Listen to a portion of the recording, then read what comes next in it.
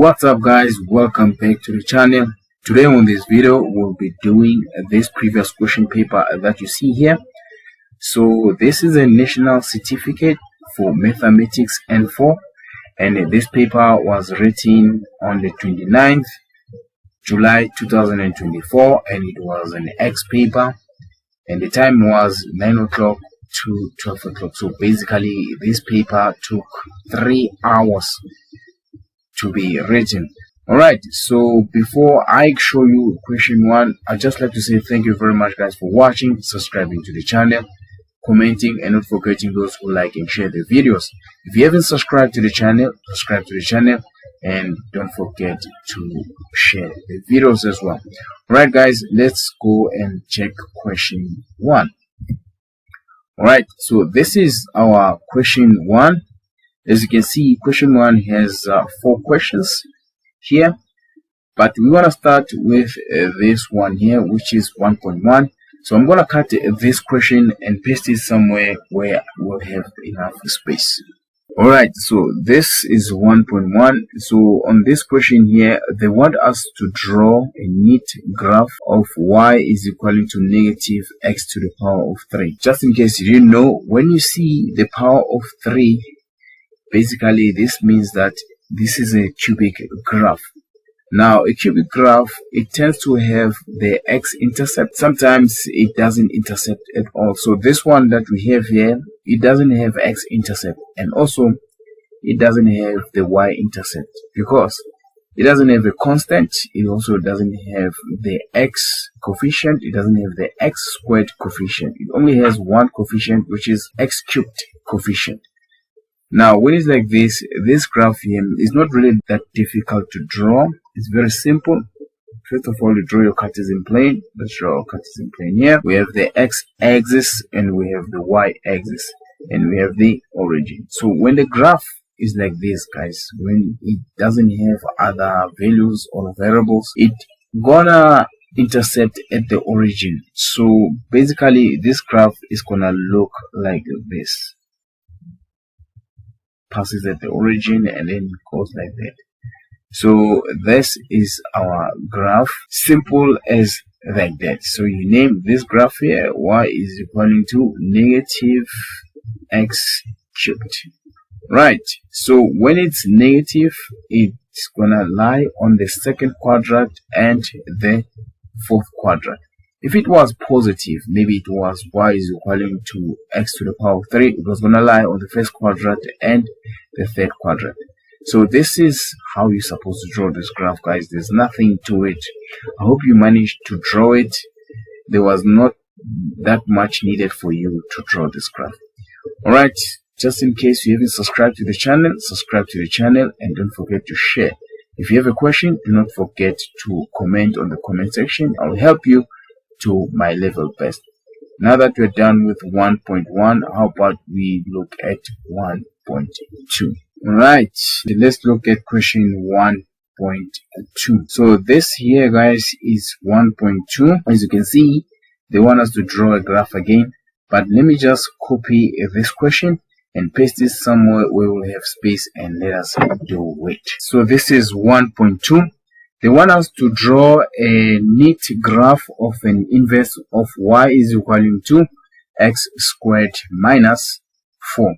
So just in case you don't know what is an inverse, basically an inverse is the opposite of this graph that we see here. So it's not really that difficult to draw this graph. First of all, you need to know what the type of a graph is. This one, since we have x squared like that, this basically means this is our parabola. So in order for you to draw the inverse of the parabola, you need to know the coordinates of the parabola, then you swap them. So here's what I'm talking about. You need to find the intercepts, the turning points, in order for you to draw the graph. First of all, we can say when x is equal to 0, what is y? Basically, we're trying to find out the y-intercept. What is it when x is 0? So what you do here, you're just going to substitute 0 where there is x in order for us to find y. From the original formula, we can just write y is equaling to, wherever there is x, we put 0 to the power of 2 minus 4. From here, we can say y is gonna be negative 4.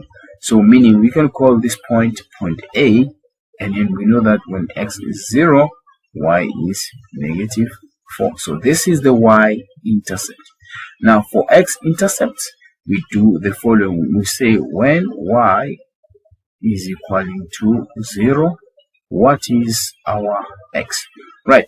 We're also gonna do similar to what we did here. Wherever there is y, we substitute with 0.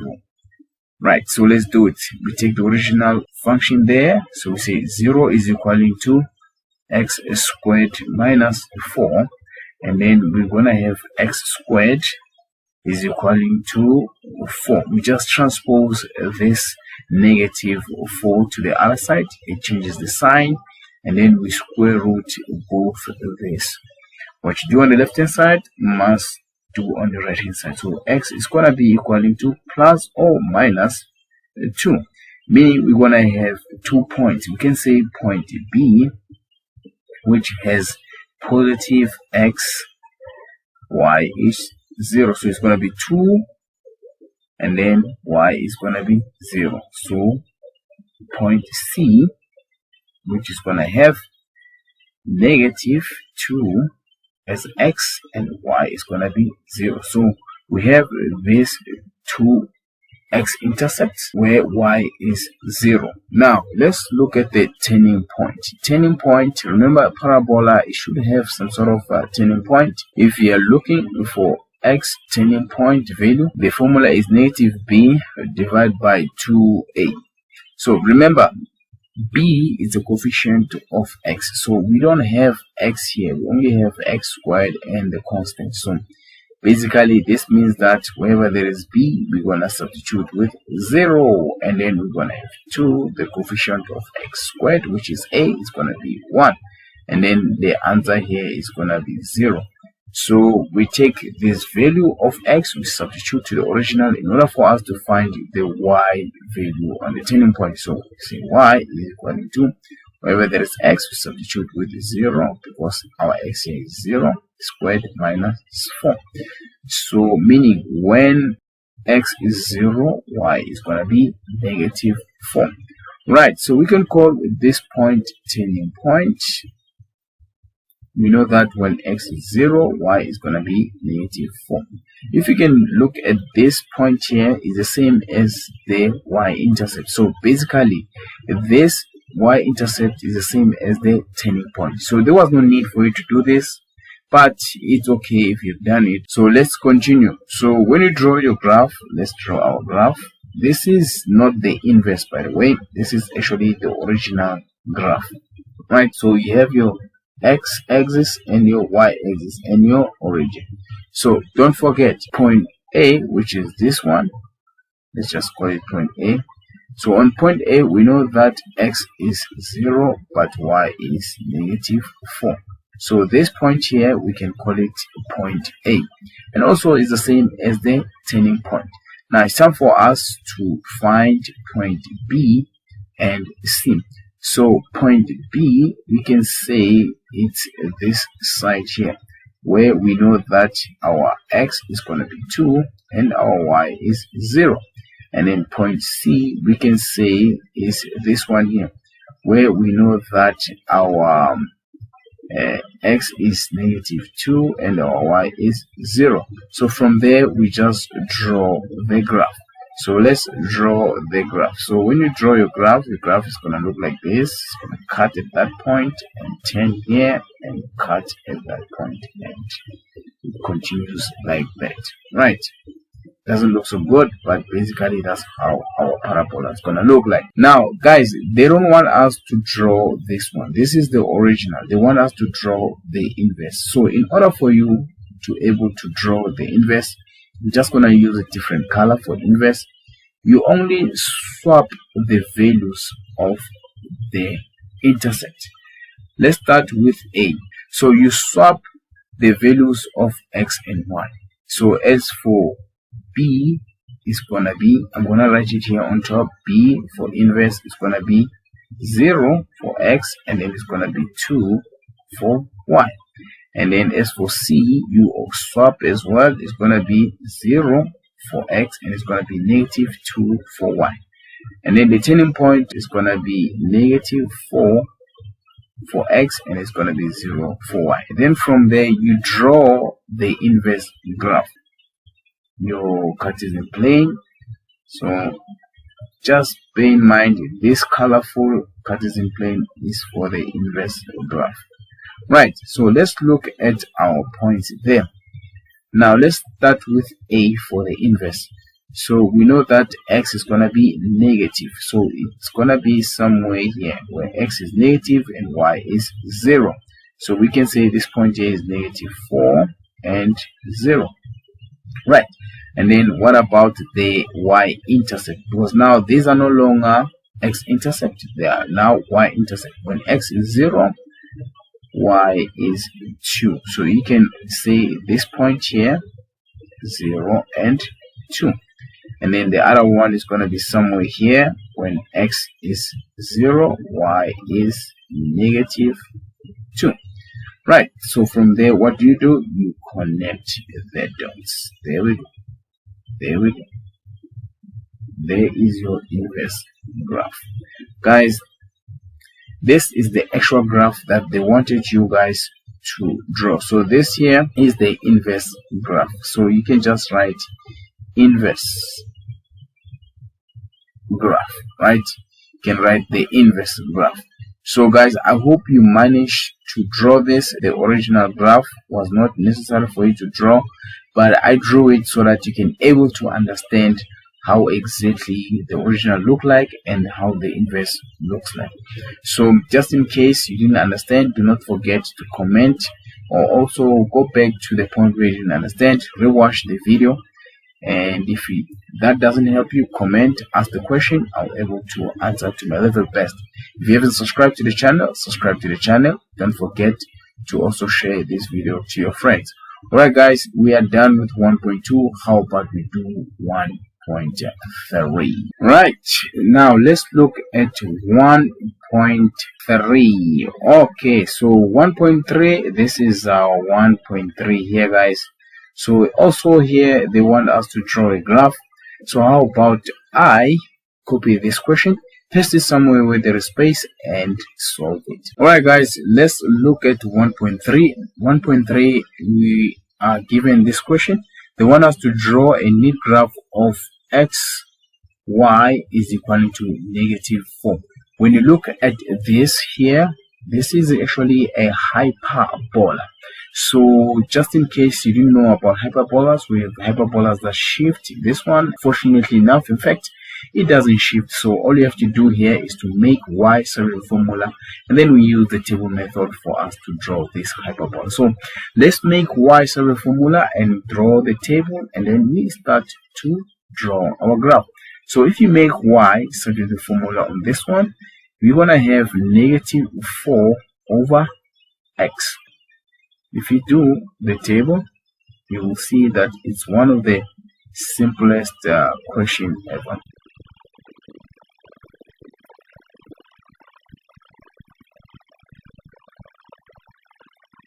Alright guys, so we are done. So you don't have to put a lot of points here. Rather, I have 6 of them. In fact, 3, but let me show you what do I mean by that. Rather, I have -4, -2, and -1, and you continue with 1, 2, and +4. So when it's like this, it's fine. You don't really have to have more than this. What you have to do here is these values here, you're gonna substitute them here, and then whatever you get, this is gonna be y.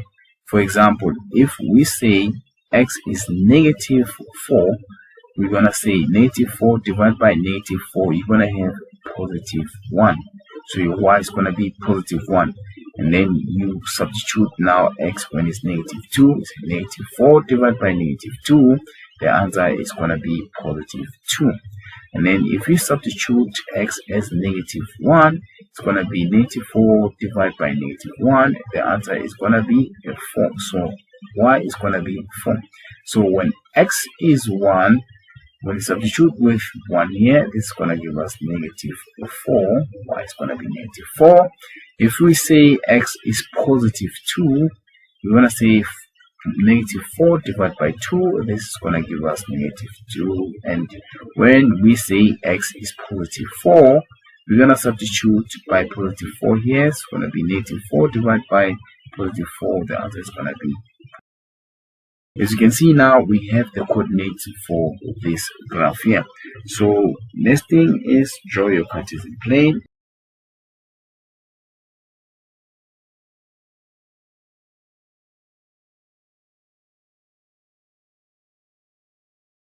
Alright, so as you can see now, we have these values here. Now let's look at the first point. When x is negative 4, this is our negative 4. What is our y? So our y is going to be positive. So you draw a line wherever they intersect. This is going to be our point there. So when x is negative 2, this is negative 2. Our y is going to be positive 2. So you draw a line like that. Wherever they intercept, this is going to give us our point there. And when x is negative 1, yes, our y is going to be positive 1. So draw a line here, and then the line wherever they intercept, that is going to be your point. As you can see, this graph here is going to look like something like this. Remember guys, the hyperbola, it never intercepts at x, and also it never intercepts at y. It always asymptote unless it's shifting, but this one is not shifting.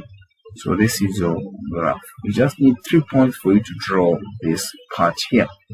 So let's go to another part. When x is positive 1, our y is negative 4. So let's do this. So positive 1 is x, and our y is negative 4. When x is positive 2, our y is negative 2. So the point here is going to be here, guys. Right, and then when our x is positive 4, our y is going to be negative 1. So it's going to be somewhere there. Just like the other one as well, it's going to asymptote. It doesn't intersect with x, it doesn't intersect with y. So it's going to go like that. It's going to asymptote. There we go. So if I continue here, there we go. So this is our graph, guys. Basically, this is what you are supposed to do when you draw this graph. Use the table, guys, to draw this graph. So this is how you draw the hyperbola. I hope you managed to understand this. Really, it was not that difficult.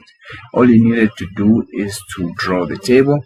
Just make sure that you have at least 6 values or 6 points, and then you draw 3 this side, you draw 3 on the other side. So when it's negative like that, remember this is actually k. When k is negative, it means it's going to happen on the 2nd quadrant and the 4th quadrant. Alright guys, I hope you understood. If you didn't understand, do not forget to go back to the point where you didn't understand. And also you can leave a comment on the comment section asking your question. I'll try to answer as best as I can. If you haven't subscribed to the channel, subscribe to the channel, and do not forget to share this video. Now that you're done with 1.3, how about we do 1.4? Right, 1.4, as you can see, this is 1.4. So they want us also to draw this graph.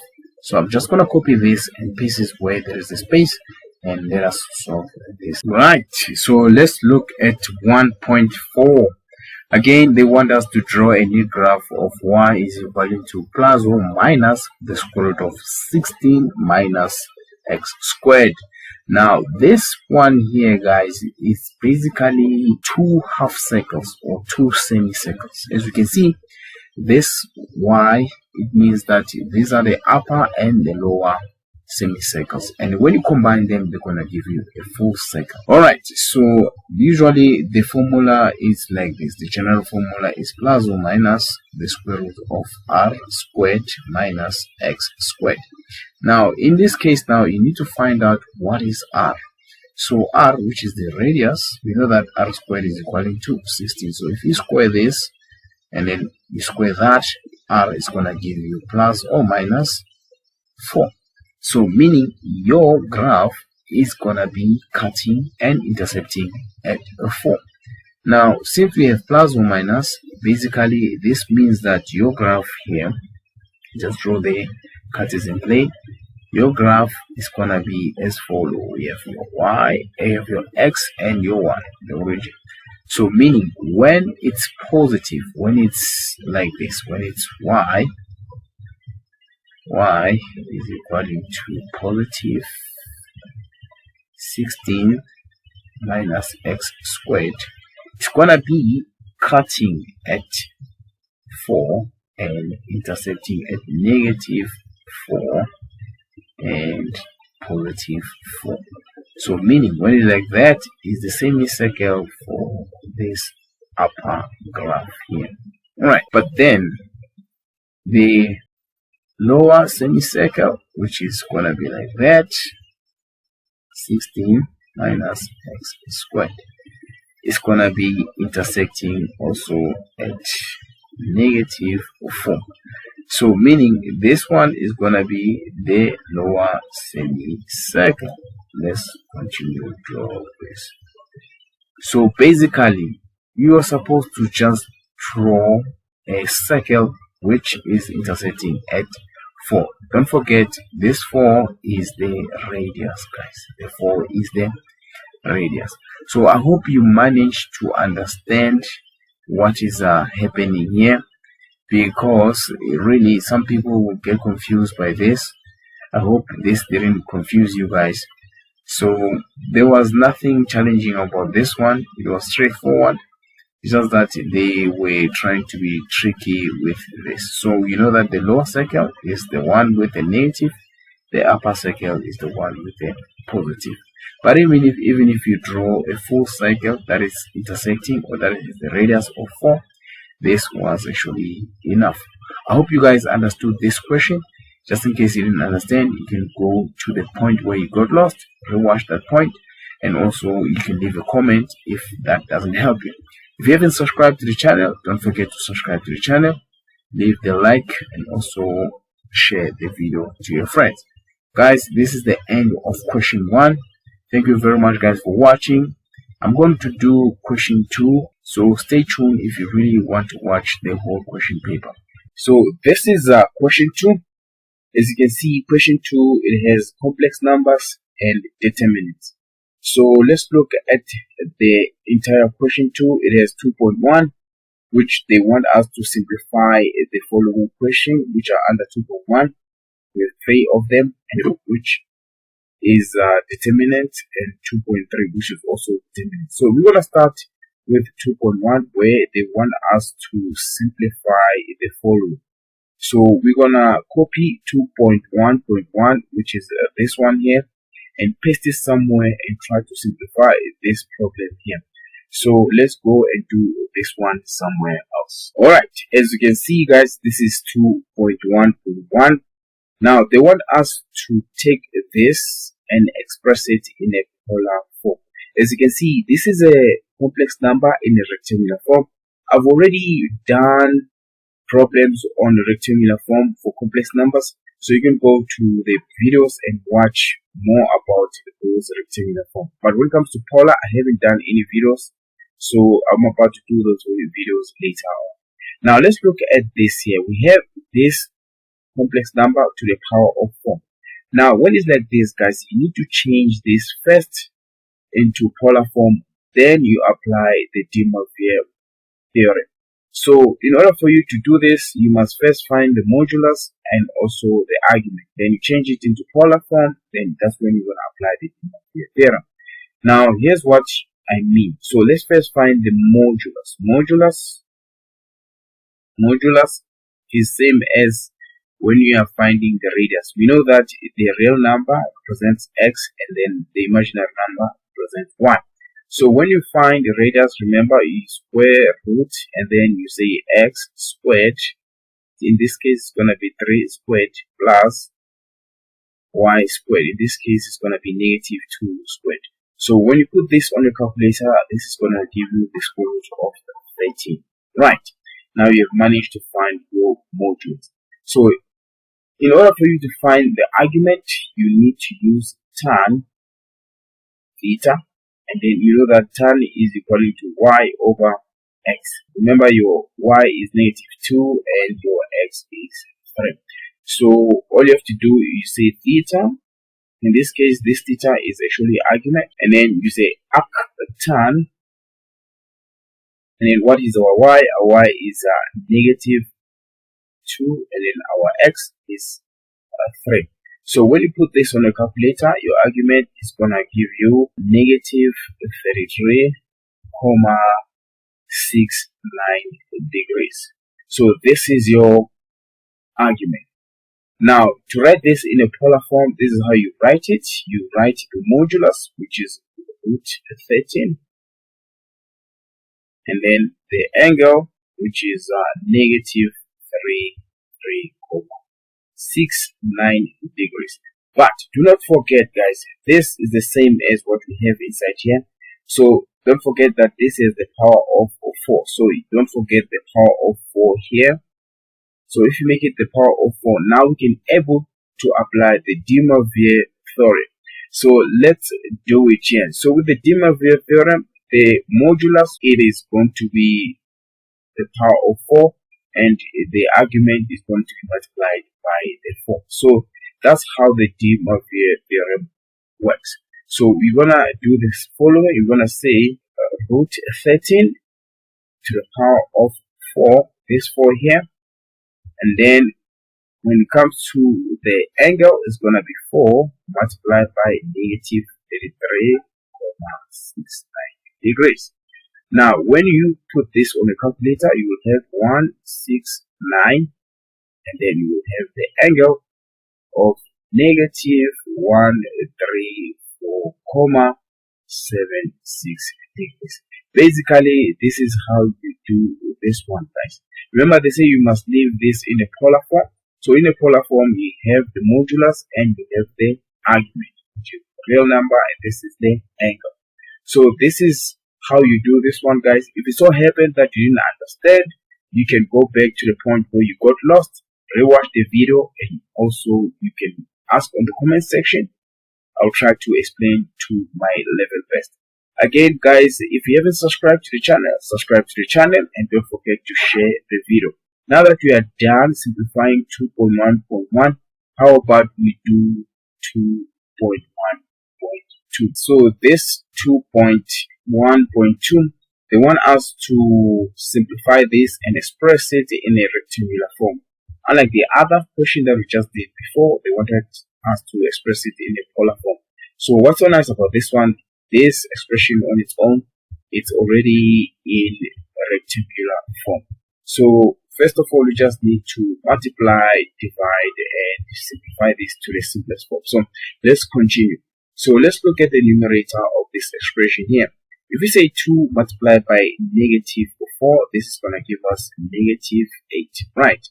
And then we say 2 multiplied by +2j. In this case, j is used as imaginary, so don't be confused why it is not I. So what is 2 multiplied by +2j? This is going to give us plus 4j's. And then we say j multiplied by -4. This is going to be -4j. And then we go and say j multiplied by 2j. This is going to give us plus 2j squared. Right. And then we divide there with our denominator. So our denominator is going to be 3 minus 2j. It doesn't change at the moment. So what we do here, we look for like terms. So we have plus 4j and we have minus 4j. So this, they're going to cancel each other. You left 0. Then we write this -8 plus 2. So do not forget, guys, I did made a video explaining that when you have I squared or j squared in this case, is the same as -1. I've made a video explaining this. I will leave the video that explains this further. You can go to the description, or you can click on the icon that will pop up on the top right there to understand this concept way much better. Alright, So meaning wherever there is j squared, we're going to substitute with -1. So let's do it. So we're going to say -1. There we go. And then we divide here by our denominator, so which is going to be 3 minus 2j. Now if we continue here, this becomes -8 minus 2, because this 2 is going to be multiplied by this -1. So this is going to be -10. Divide by our denominator, which is 3 minus 2j. Now, when it's like this, we need to multiply by the conjugate of our denominator, guys. So the conjugate of the denominator, we just change the sign of the imaginary number. So it's gonna be 3 plus 2j divided by another 3 plus 2j. Remember, this conjugate, when they divide, they give you 1, but they are the conjugate of the denominator. So make sure that you remember this. You only change the sign of the imaginary numbers, guys. Right. Now let's do the multiplication. Let's look at the numerator. We're gonna say -10 multiplied by 3. That's gonna be -30. And then we say -10 multiplied by 2. That is gonna be -20j. And then we divide there underneath. And then we say 3 multiplied by 3, that is going to give us 9. 3 multiplied by +2j, that is going to give us +6j. And then we say -2j multiplied by 3, that's going to give us -6j. And then we say -2j multiplied by 2j, that is going to give us -4j squared. There we go. So from here, the numerator, there is nothing we can do there. We just leave it like that. So we're just going to write -30 minus 20j, right? Divide by. Now let's look at the denominator. We have 9. There is nothing we can do with that 9. It's just 9. And then we also have the like terms. We have +6j, -6j. They're going to cancel each other. They're going to give you 0. But at the same time, we have -4j squared. But remember, j squared is the same as -1. So wherever there is j squared, we put -1 there. And then as we continue, this becomes -30 minus 20j divided by. Let's look at these numbers here. Now this becomes 9 minus 4 multiplied by -1. So this becomes +4. So this is going to be 9 plus 4. This is going to be divided by 13. So your final answer is going to be -30 divided by 13 minus 20j divided by 13. I think this is the best way of leaving the answer here, guys.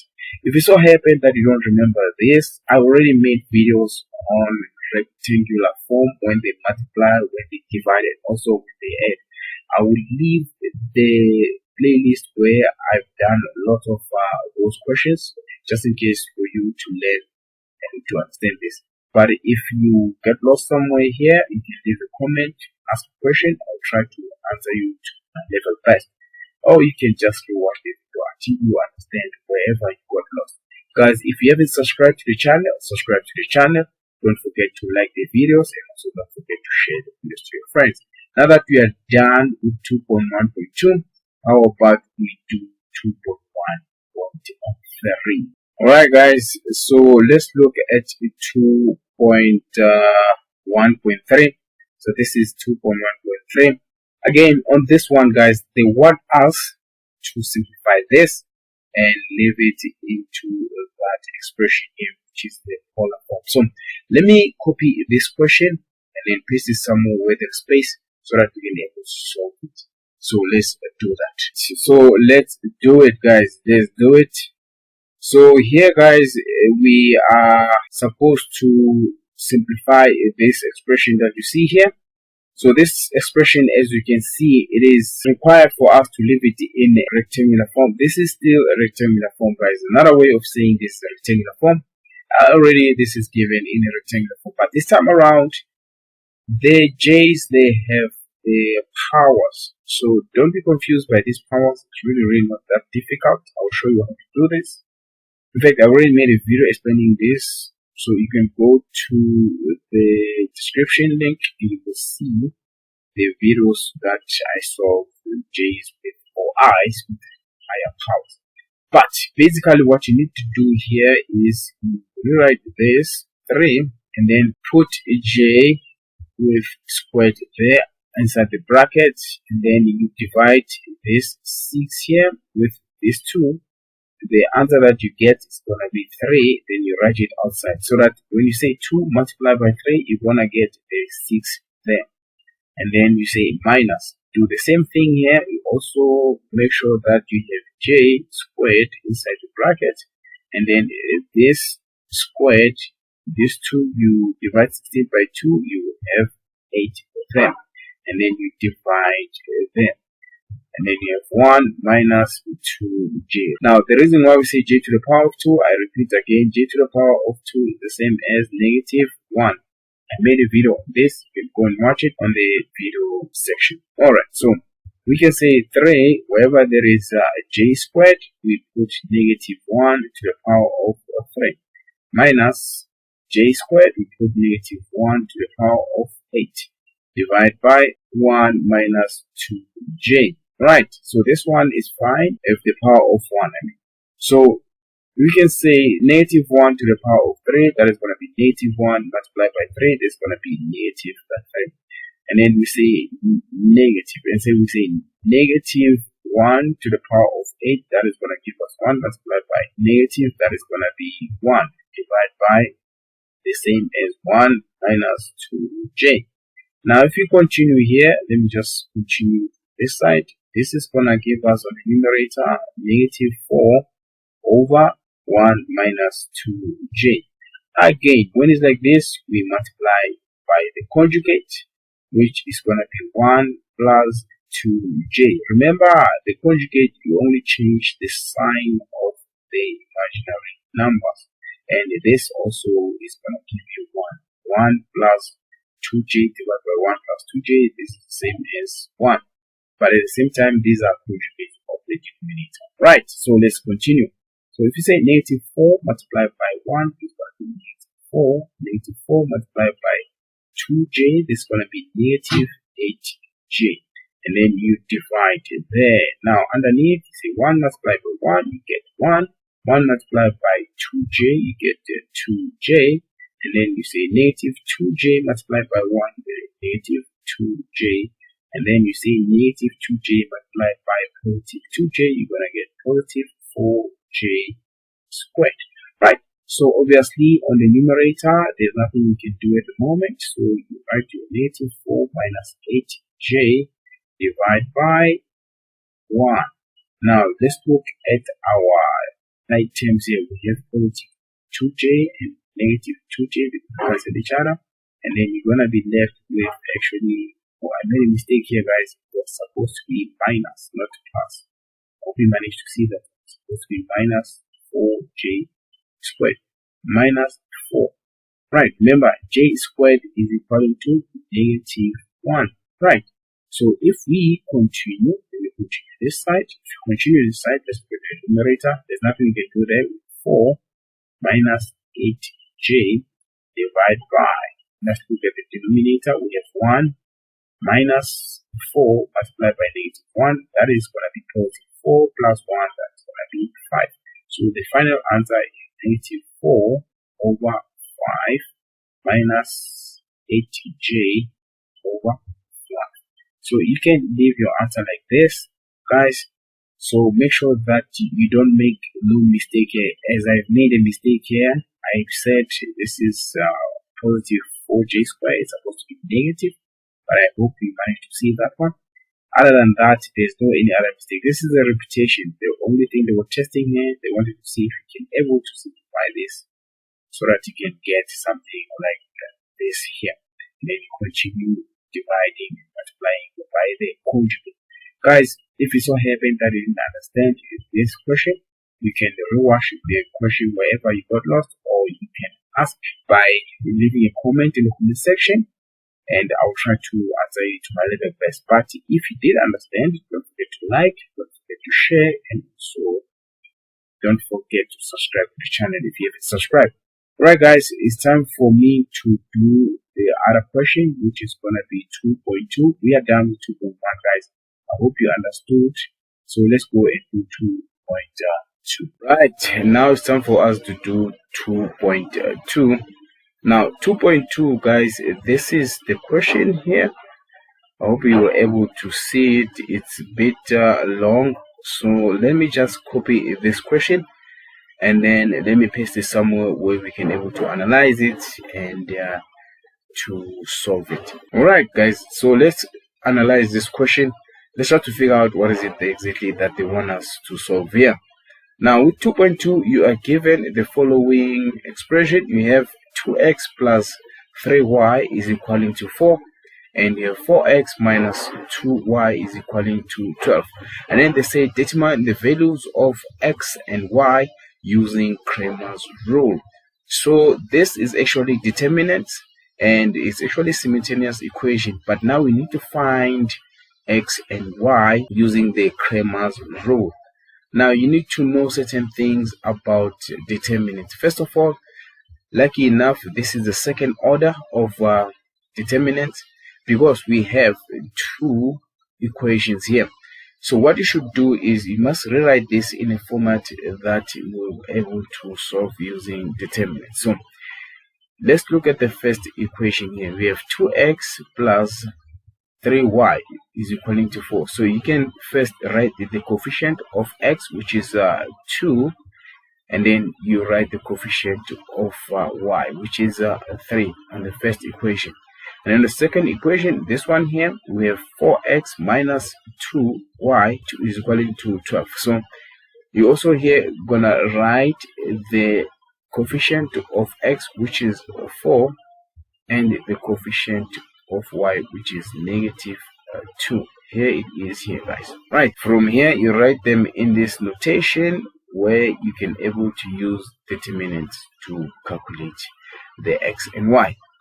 So we have the column, which is this side here, these ones here, and we have the rows, which are these ones here. So obviously this is the first column, this is the second column, this is the first row, and that is the second row.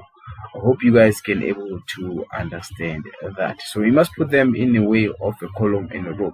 So it means that the first column represents x, and then the second column represents y, because these are the coefficient of x for both the equation. This 2 here is that one here, and then this 4 here is this one here. I hope you guys can able to understand that one. Right, so let's continue. In order for us to find the determinant, the formula for determinant is very simple, guys. It's equaling to the first term, which is gonna be 2, multiplied by the last term, which is going to be negative 2. So this 2 here and that negative 2, they multiply each other, minus the second term on the second column multiplied by the first term on the first row, which is 4. That is like that. So it's always minus like that. So the determinant here, when you do this, this is going to give you negative 4, and that is going to give you negative 12. So all in all, this is going to give you negative 16. So this is your determinant. But this doesn't mean that you are finished. You need to continue and find the determinants for x and the determinant for y. So let's find the determinant for x. So in order for you to find the determinant for x, now there's something that you need to do. The very same notation that you see that we've done it here, you need to redo it. But this time around, since we are trying to find dx, right, on the x column, this one here, on the x column, we're gonna put the answers, meaning we wanna put these ones here, 4 and 12, because we're looking for dx. Right, so let's do it.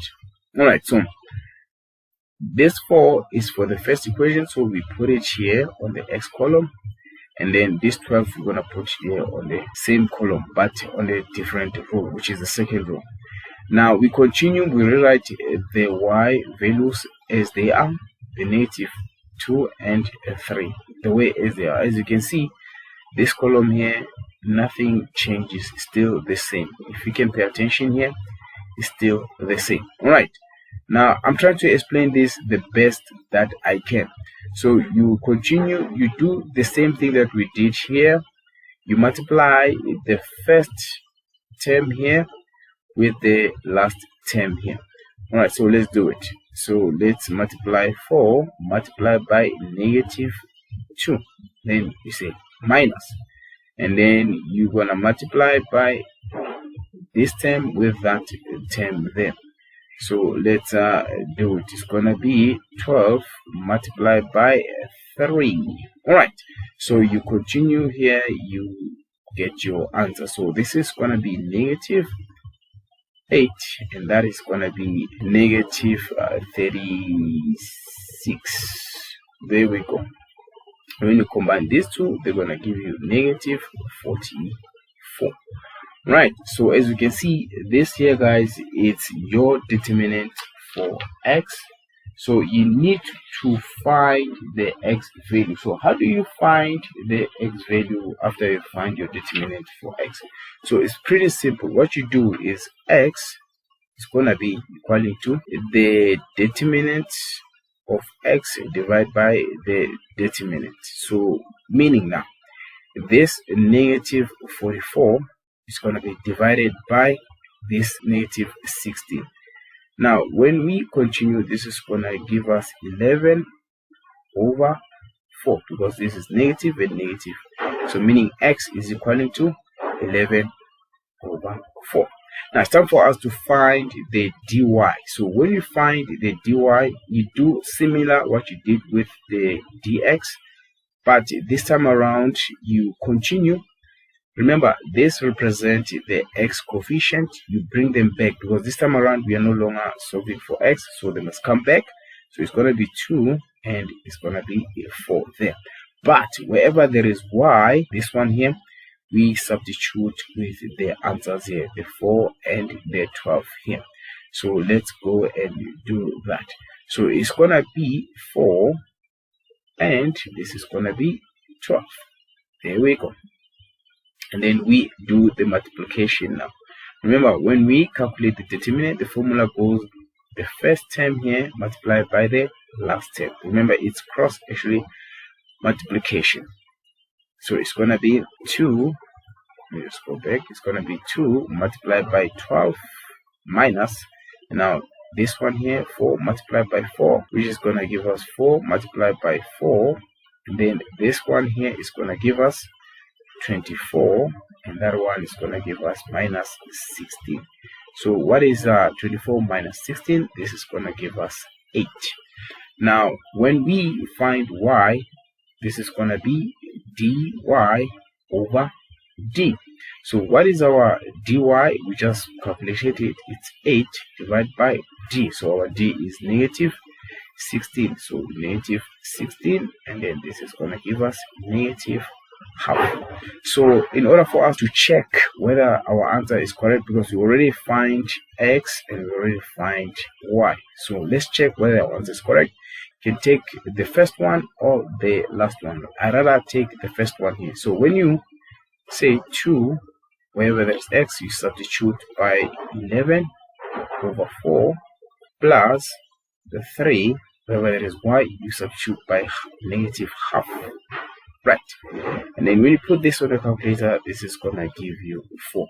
So this here, this formula that you see here, it's actually this one here on top there. I just substituted x and y, and it gave us this 4. I hope you guys managed to understand. This step here is not necessary. I was just checking whether I did the right thing, but it's very, very simple. It's not really that difficult. I hope you managed to understand.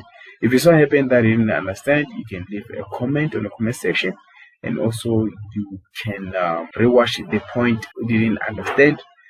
If it happens that you understood, don't forget to like the video, share the video, and also don't forget to subscribe if you haven't subscribed. Guys, I'm about to do the last question, which is 2.3.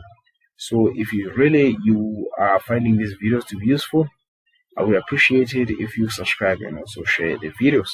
Alright guys, so let's go and do 2.3. Alright guys, let's look at this question here, 2.3. As you can see, this 2.3 here, they want us to determine the value of expanding along the first column. As you can see, it has this thing here. This means that the question is a bit challenging, but I don't think so, as long as you know what you're doing. So I will copy this question and I will paste it where there's space, and then we'll be able to solve this question. All right, guys, this is your 2.3. Let's look at this 2.3, guys. As you can see, they say determine the values of expanding along the first column.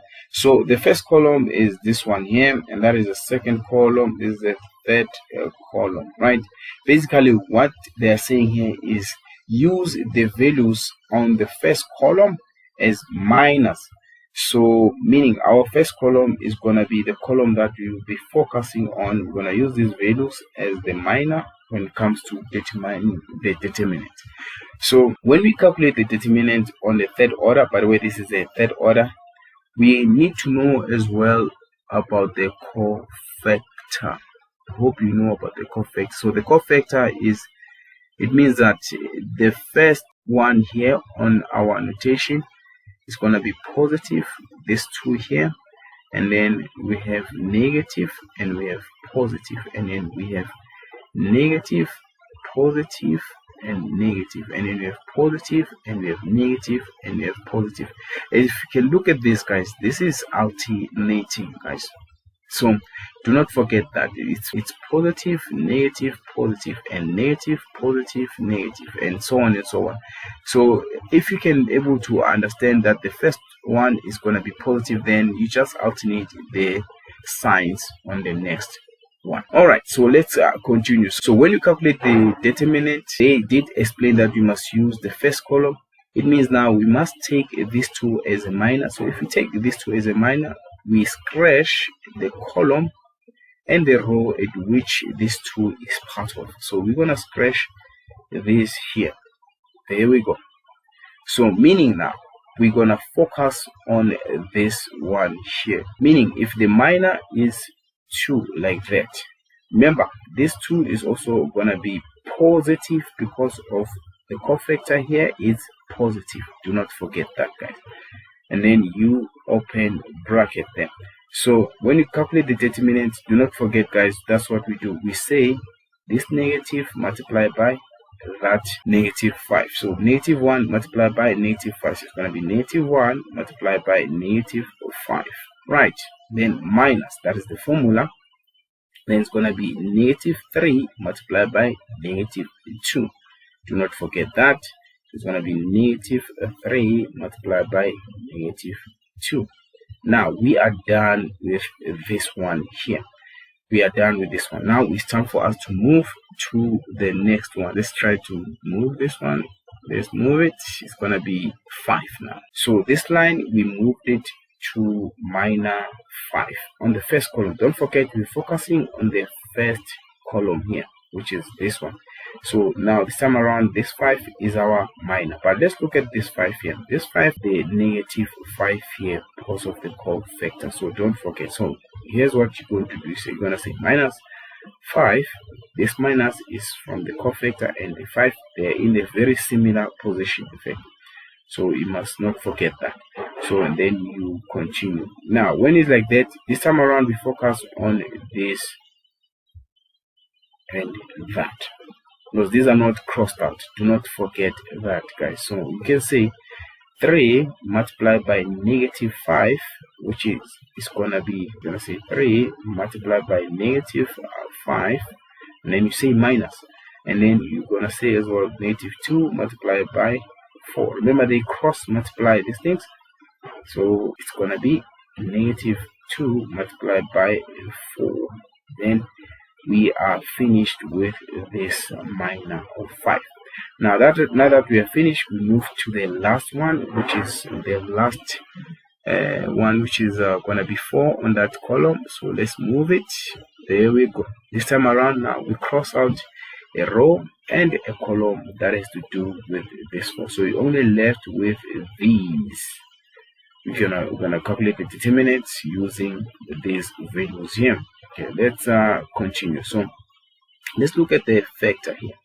So the cofactor here is gonna be positive because it goes hand in hand with us minus 4 there. All right, so let's continue. It's gonna be minus. Remember, this is minus, so plus and minus, they're gonna give you minus. So even if you write minus, this is gonna be fine. All right, so let's do it. Right, so here we're gonna say this 3 multiplied by negative 3. So this must give us 3 multiplied by negative 3, then minus, and then this time around we're gonna say 4 multiplied by negative 1. And then it's gonna be as follow 4 multiplied by negative 1. There we go. And then from here you start using your calculator. So let's do it. So our determinants here, if you put all this on the calculator, it should give you negative 2. Now if you put this one on the calculator, it should give you positive 35. And then if you put this one here on the calculator, that's going to be positive 20. Right, so when you find the determinant here, so your answer here is going to be 53. So this was not difficult, it was just a bit tricky if you didn't understand what was happening here. But basically, this is how you calculate this question here.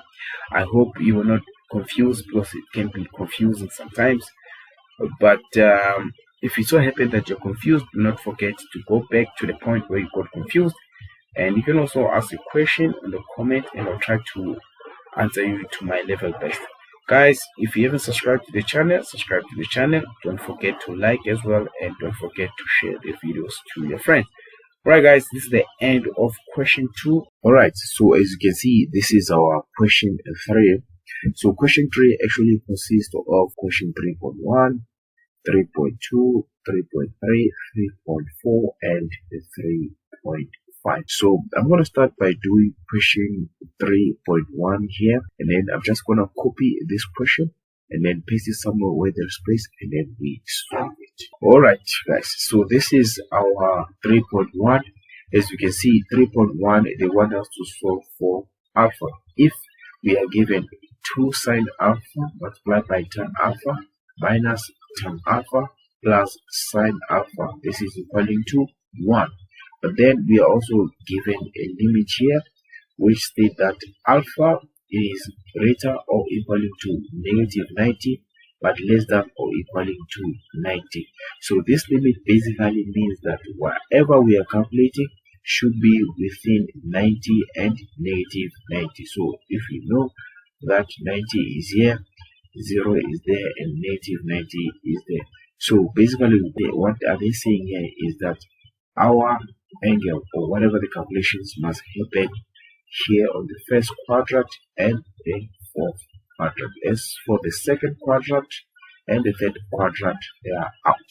So I hope you guys understand this, because when you go this way, we're gonna have positive 90 from 0, and when you go that way, we are heading towards negative 90. So as you can see, these are 2 quadrants. We have the first and the fourth quadrant.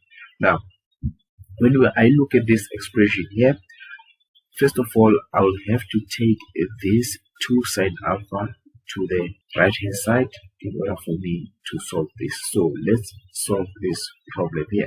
So I'm just going to rewrite 2 sine alpha multiplied by tan alpha minus tan alpha. Now we're going to take this 2 sine alpha to the right hand side. So obviously it's positive, it's going to become negative 2 sine alpha. Right, so when I look at our left hand side here, we have common factors, which is tan alpha on both terms. So if we take out tan alpha, we're going to left 2 sine alpha and then minus 1. There we go. And this is equal to 1 minus 2 sine alpha. Right, so when I look at this bracket here, we have 2 sine alpha minus 1. On the right hand side, we also have 1, but this time around is positive, and 2 sine alpha is negative. So we need to manipulate whether the left hand side or the right hand side. So the best way of doing this is just to multiply one side with -1. So I will multiply the right hand side with -1. So if I continue write tan alpha multiplied by 2 sine alpha minus 1, and I decide to take out the -1 on the right hand side, we'll be having 2 sine alpha minus 1. There we go. So if you take out the negative here, meaning this side here is gonna change now to look like that. I hope you guys can able to see that. So as you can see, if it's like this kinda look alike. Now we can able to solve this problem. Now we can divide by 2 sine alpha minus 1. So we can divide by 2 sine alpha minus 1 both sides. So let's do it. 2 sine alpha minus 1. So obviously this and that, they're going to give you 1. You'll be left with tan alpha. While this and that, they're going to give you 1 multiplied by this negative here, you're going to get with -1. Now from here, guys, from here, this tells us that wherever we are calculating alpha, the angle must give us -1. So meaning that tan is supposed to be negative. So when we go back to our cast diagram here, as you can see, we have to work with the first quadrant and the fourth quadrant. Right. Now, what you need to know is that tan is only negative on our fourth quadrant. So whatever the angle that we must get here, which is alpha, should be only on the fourth quadrant. Now let's continue and let's do it. So first of all, you just need to find the angle. So get rid of this negative here because we just need to find the reference angle. So if you say alpha is equal to tan 1, so alpha is gonna be 45. So this here, guys, is our reference angle, right? So since this is our reference angle, now when you go back to the cast diagram here, we look at our angle. Where exactly is this gonna be? So we have positive and minus 45. So but the correct answer here, alpha is gonna be negative 45 degrees. When we substitute tan negative 45, we wanna have -1. So guys, this means that this negative 45 as alpha is our answer. I hope you guys managed to understand. If it's so happening that you didn't understand, you can leave a comment asking a question. I'll try to answer you to my level best. And also guys, you can click on the point whereby you got lost and rewatch the video again. Right guys, if you haven't subscribed to the channel, subscribe to the channel. Don't forget to share the videos to your friends. Alright guys, so we are done with 3.1. How about we do 3.2? Alright guys, let's look at 3.2. As you can see, 3.2, they want us to simplify the following expression that you see here. So I'm just going to copy this question and paste it somewhere where there is a space. Alright, let's look at 3.2 and let's simplify this expression that you see here. As you can see, the numerator here, guys, it is double angle identity. So this double angle identity, guys, I've made videos on it. So if you want to know about these double angle identities, you can go to the description, and also there will be a icon that will pop up on our top right that shows how we get to those double angle identity. So we need to change this cos 2p into its double angle identity. So we rather change it into cos squared p minus sine squared p. Like I said, this is a double angle identity. Go to the description and watch the videos on double angle identities. Alright, so we continue, we write our cos p minus sine p. Right, now as you can see, the one on the numerator here, guys, is the difference of two squares. So what you can do here, you can say cos p plus sine P multiplied by cos P minus sin P. All this is divided by cos P minus sin P. Right, so this cos P minus sin, it will divide with this cos P minus sin P. And then we only cos P plus sin P. Right, this is simplified, guys. There's no any other way to continue from here. So basically this was just 3 marks. All right, so this is how you do it, guys. So guys, if it so happened that you managed to understand this, don't forget to like the video and share the video to your friend. If you haven't subscribed, subscribe to the channel as well. Now if you didn't understand, you can go back to the point where you got lost and rewatch the video. But if it so happened that you can't understand either way, you can also leave a comment asking a question, and I'll try to answer you to my level best. Alright guys, now we are done with 3.2. How about we do 3.3? Alright guys, we are back with 3.3. Now let's look at this question here. So we're going to do this question here. So I'm just gonna copy this question, and then we're gonna explain what is it that they want, and we're gonna do it where there is a space. Alright guys, let's look at 3.3. As you can see, 3.3 here, we are given the statement that you see here. They say if sine alpha is equaling to 4 over 5, and then sine beta is equaling to 5 over 30, calculate without a calculator the value of sine alpha minus beta. And they also mentioned that alpha and beta are both acute angles. Basically, it means that they are less than 90 degrees but greater than 0. So here guys, we have two triangles, one that has alpha and the other one that has beta. So the best way of doing this is to draw those triangles. So let's start with the first one, which is gonna have our alpha. So let's do this one here. So this one has alpha. So we can say, since we know that sine is y over radius or r, so we can say for this one with alpha, we know that our y is gonna be 4. So we can say y is equal to 4, and our radius here is gonna be 5. Right, so it's time for us to find x. So how are we gonna find x? We're gonna use Pythagoras theorem, or theorem of Pythagoras. Right. So we are looking for x, so we're just gonna make x subject of the formula. So we can just say ai squared minus y squared, right? And then we just substitute there, guys. We just substitute. What is our r squared? It's gonna be 5 squared minus our y squared, which is 4 squared. So our x is gonna be equaling to 3.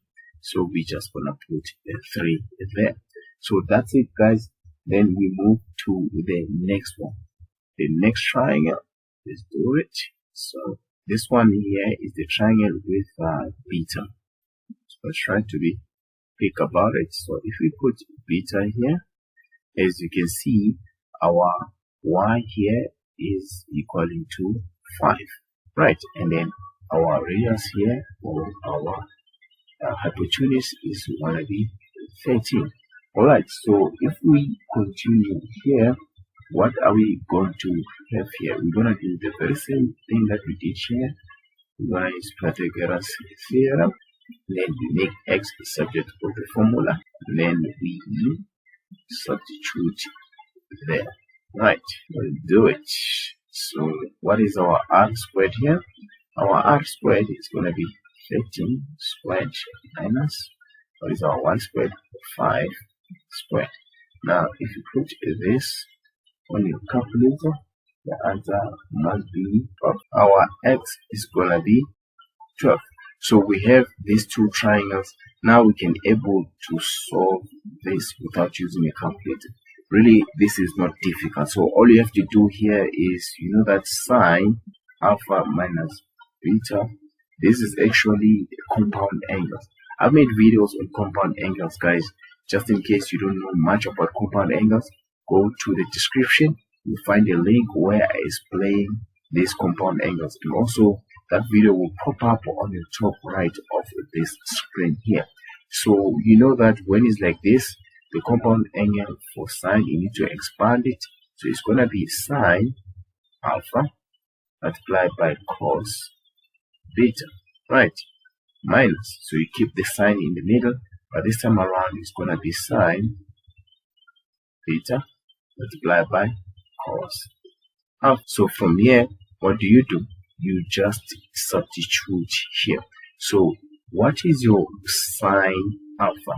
So sine alpha already is given to us within the statement, so we know that sine alpha is going to be 4 over 5 divide. So what is our cos beta? So we must look at this triangle here. So when you look at this triangle, we know that cos is going to be 12 over 13, then minus, and then we look at the sine beta. What is our sine beta? Also sine beta is given to us on our statement, so we just substitute that 5 over 13. And then what is our cos alpha? So our cos alpha, we have to look at this triangle here in order for us to find our cos alpha. So cos alpha is going to be 3 over 5, which is going to be x over r. So from here, you just multiply this. So when you multiply this, you're going to have 48 over 65 minus, and this is going to be 3 over 13. There we go. So from here, guys, you continue, get your answer, which is going to be 33 over 65. So this is how you do this one, guys. Really, it was not that difficult. All you needed to do is to know how to do this triangle, and then after doing these triangles, you must be able to expand this compound angle, the sine compound angle, and then you substitute these ones here. So I hope you managed to get this one, guys. If really this video helped you to understand this type of a question, do not forget to like, and if you haven't subscribed to the channel, and also share these videos to your friend. If it so happened that you got confused somewhere in this video, go back to the point where you got confused and rewatch it again. And if that doesn't help, you can also leave a comment in the comment section and ask a question. I hope I will be able to answer you to my level best. Alright guys, now that we are done with the 3.3, how about we do 3.4? Alright guys, let's look at 3.4. So this is 3.4 on this question. So we're gonna copy this question here and paste it where there's space, and let's do this problem. Okay, now on this question here, which is 3.4, they want us to express this here cos 2x in terms of sine only. Now guys, basically here they want you guys to do the double angle. In fact, they want you to derive it in terms of sine. So really this is not that difficult, guys. So all you have to do is you remember that cos 2x is equal to cos squared x minus sine squared x, right? So from here now it's time for you to change this cos squared x. If you still remember the square identity, we have cos squared x plus sine squared x. This is equal to 1. Now if we make cos substitute the formula here, we know that cos squared x is gonna give you 1 minus sine squared x. So all you have to do here is you take this and you substitute with that. So let's go. Wherever there is cos squared x, we're just gonna substitute with 1 minus sine squared x. But don't forget, this is also minus sine squared x. So basically our answer here is gonna be 1 minus 2 sine squared x.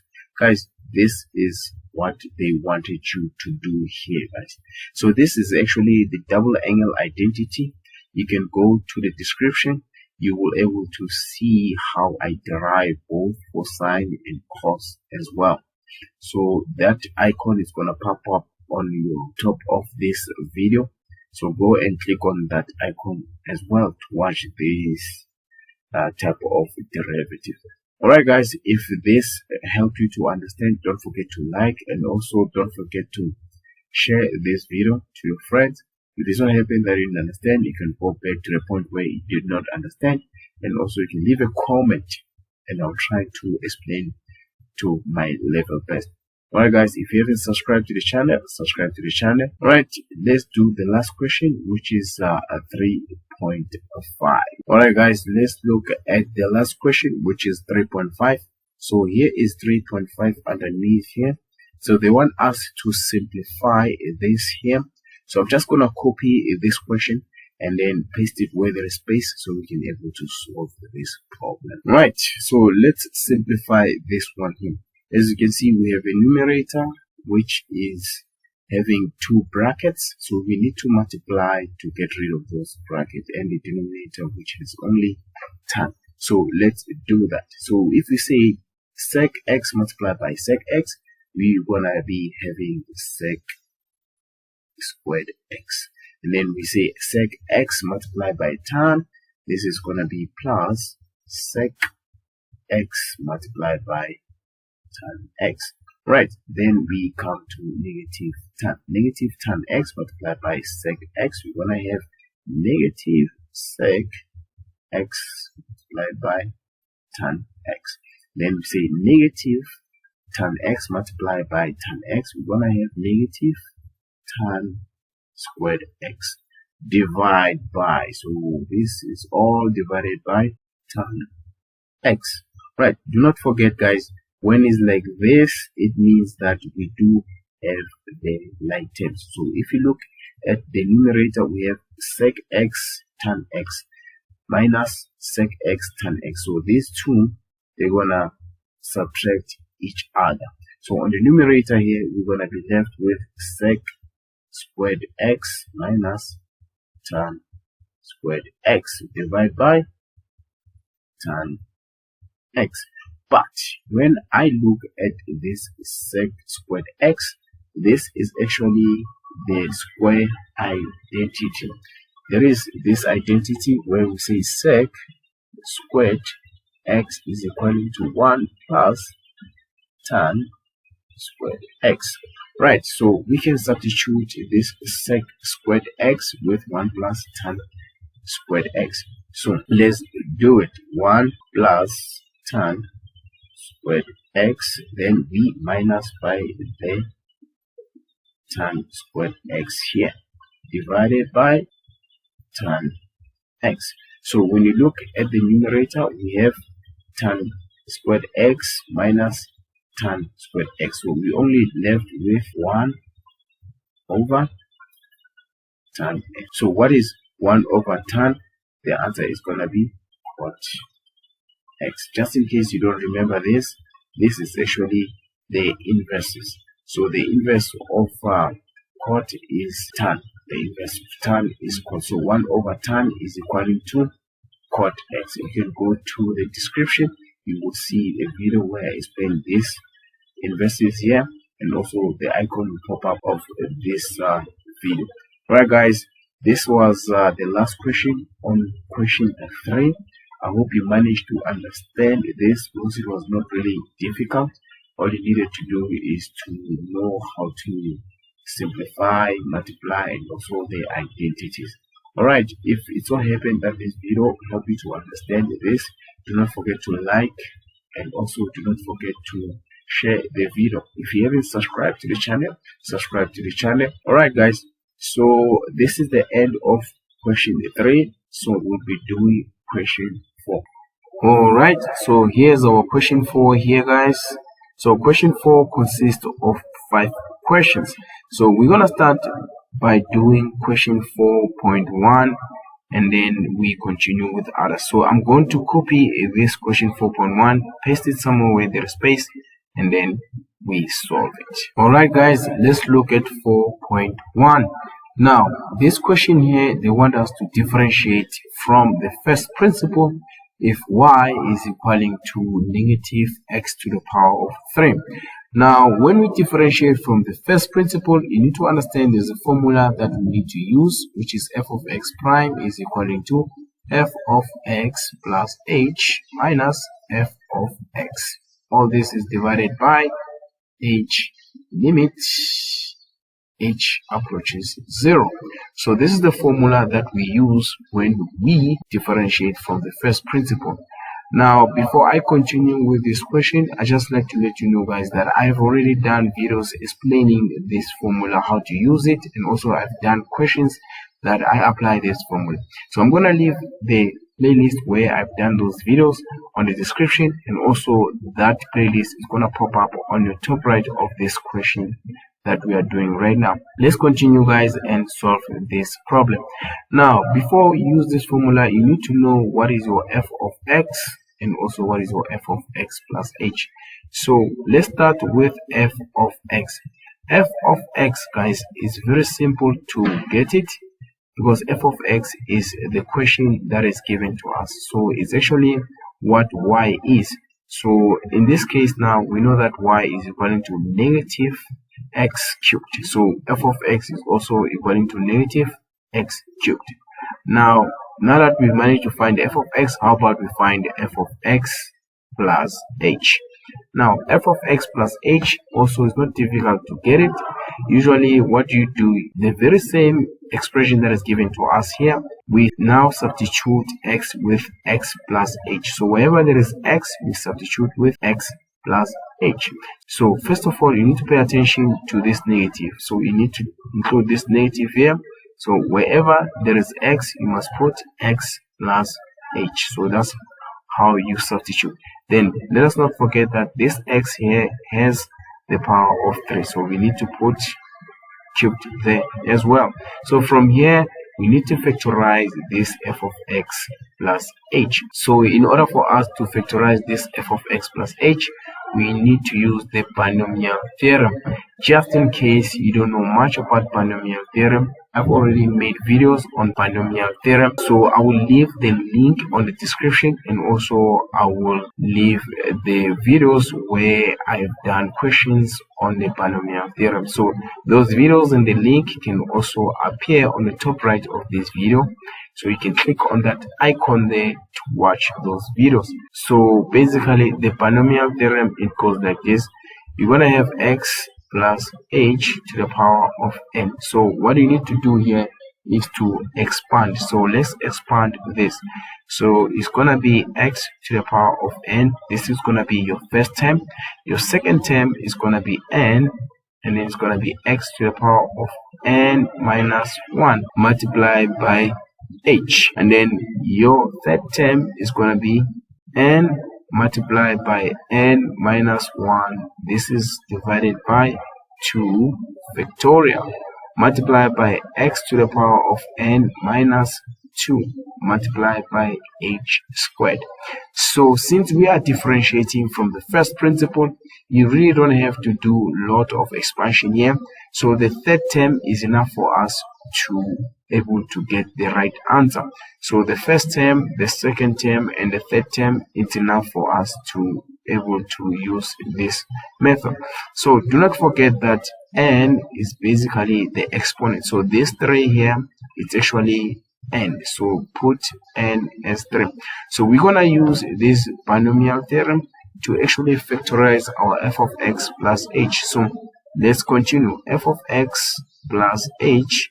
Let us not forget that this f of x plus h, it has negative there, so we must put negative there. Then inside the bracket, that's where we're going to apply this binomial theorem. Alright, so let's do it. So let us not forget that n is 3. So it's going to be x to the power of 3 plus 3 x power of 3 minus 1 multiplied by h. Plus, now we go to the third term, it's going to be 3. And then we have 3 minus 1 divided by 2 factorial, and then we have x to the power of 3 minus 2 multiplied by h squared. Then this is within the bracket. So from here, what you do here, we simplify, guys. So let's simplify. Don't forget this negative. Now the first term is going to be x to the power of 3, and then the second term we're going to have 3x to the power of 2, because we have to subtract this 3 with 1 multiplied by h plus. Now the third term, remember we have this here, so we put this on your calculator, and then the answer is going to give you 3. And then we have x to the power of 1, so even if you don't write it, we are fine, multiplied by h squared. Right, then from there we remove the bracket by multiplying with this -1 here. So I hope you can be able to see that. So when you multiply by this -1, you're going to have negative x cubed minus 3x squared h minus 3x h squared. So guys, this one here is our f of x plus h. Now that we managed to find our f of x plus h, we also have our f of x here. We can able to use this formula. We just substitute these values there on this formula. So let's continue, guys, and let's do that. So when you continue, do not forget to rewrite the f of x prime limit h approaches 0. This is going to be equaling to, so wherever there is f of x, you're going to put all of this. So we're going to have negative x cubed minus 3x squared h minus 3x h squared minus, let us not forget we have minus here, and then f of x. But what is our f of x? Our f of x is negative x cubed, so negative x cubed. There we go. So this is going to be divided by h. There we go. So from here we factorize, or we simplify the numerator. So let's continue. F of x prime limit h approaches 0. So we continue like this. When I have negative x cubed minus 3x squared h minus 3x h squared. Now we have negative and negative. When they multiply, they're going to give you positive x cubed. All this is divided by h. Now when you look at the numerator there, we have two like terms. We have negative x cubed and plus x cubed. So this negative x cubed and x cubed, they're gonna cancel each other. You're gonna be left with 0. So we gonna need space. So when we continue, we're gonna write f of x prime limit h approaches 0. So we're gonna be left with negative 3x squared h minus 3x h squared over h. So this is what we left with. To check whether you did the right thing, guys, make sure that on the numerator, this here, you must only left with the terms that has h. If you are left with the term that doesn't have h, there is a mistake somewhere. Go and double check your first few steps. Right, so let's continue. So from here, we're going to take out the common factor. So don't forget f of x prime limit h approaches 0. So when you take out the common factor, this time let's just take h out. So if you take h out, you're gonna be left with negative 3x squared on the first term. The second term, you're gonna be left with negative 3x h.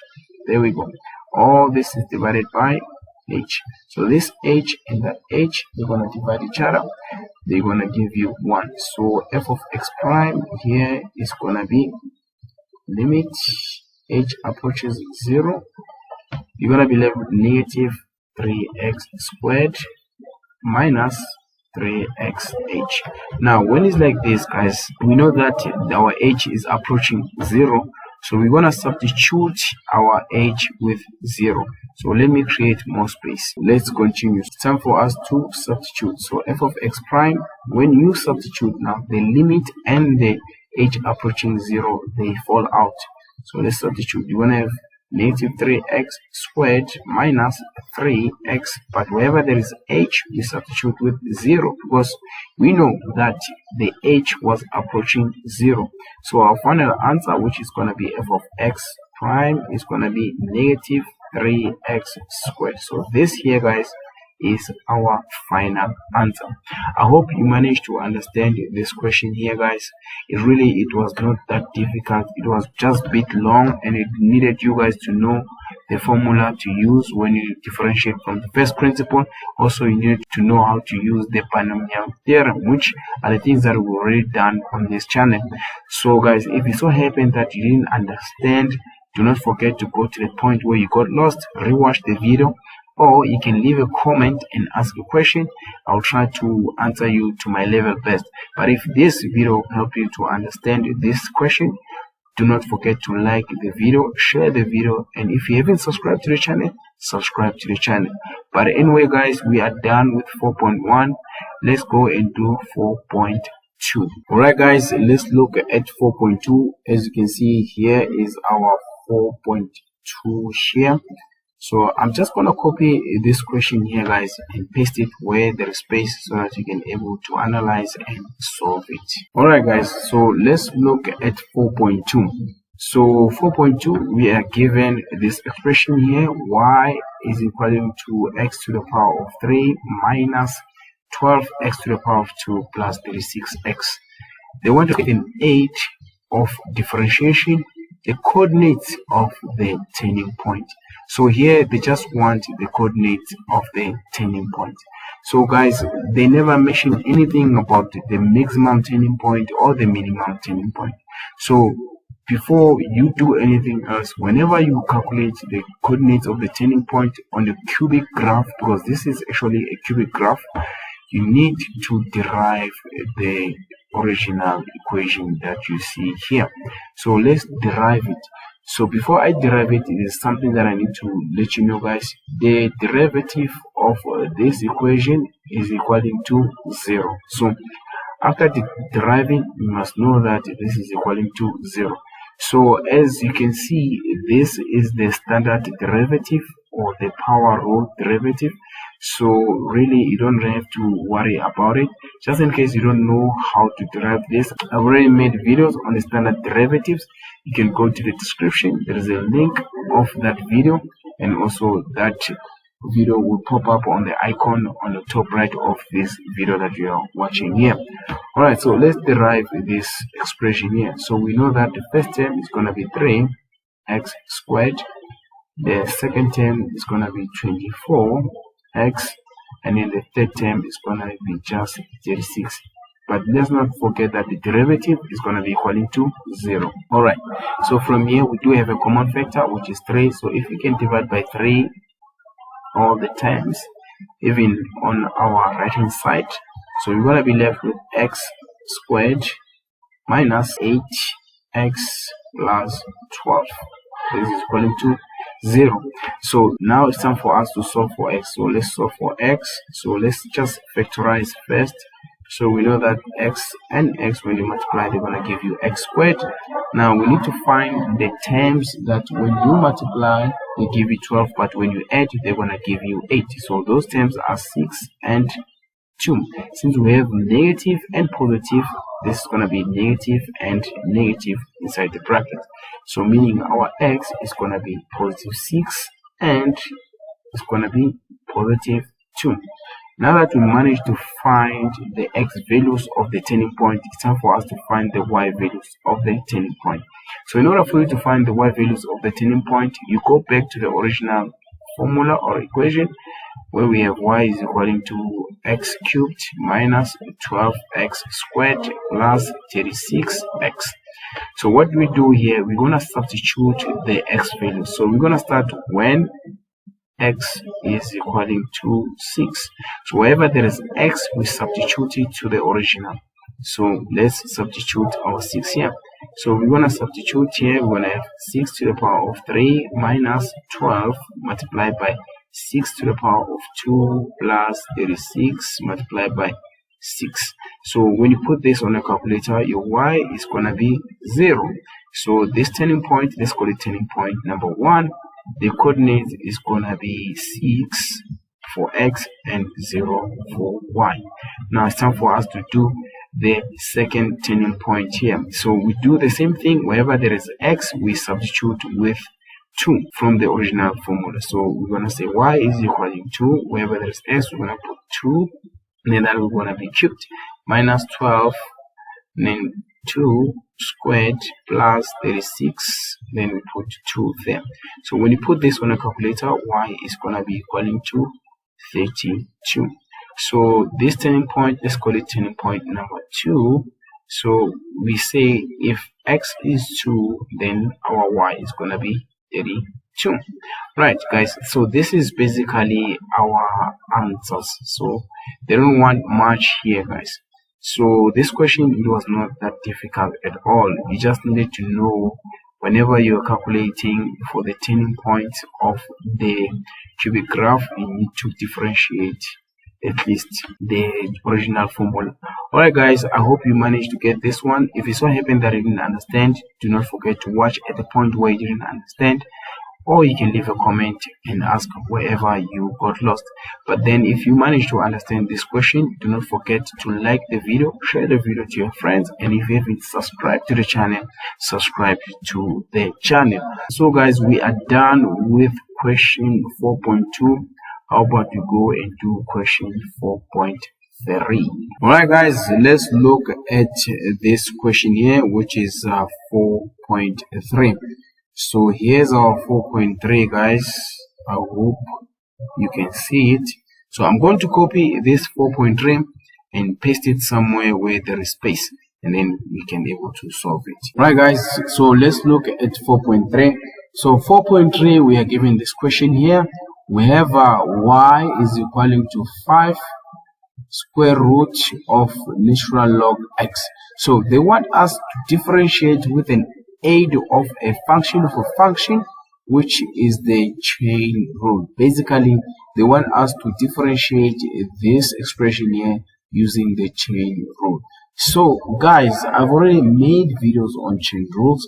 So if you want to understand it better, you can go to the description. I will leave a video where I explain the chain rule, and also you can click on the icon that will pop up on the top right so that you can be able to watch these videos.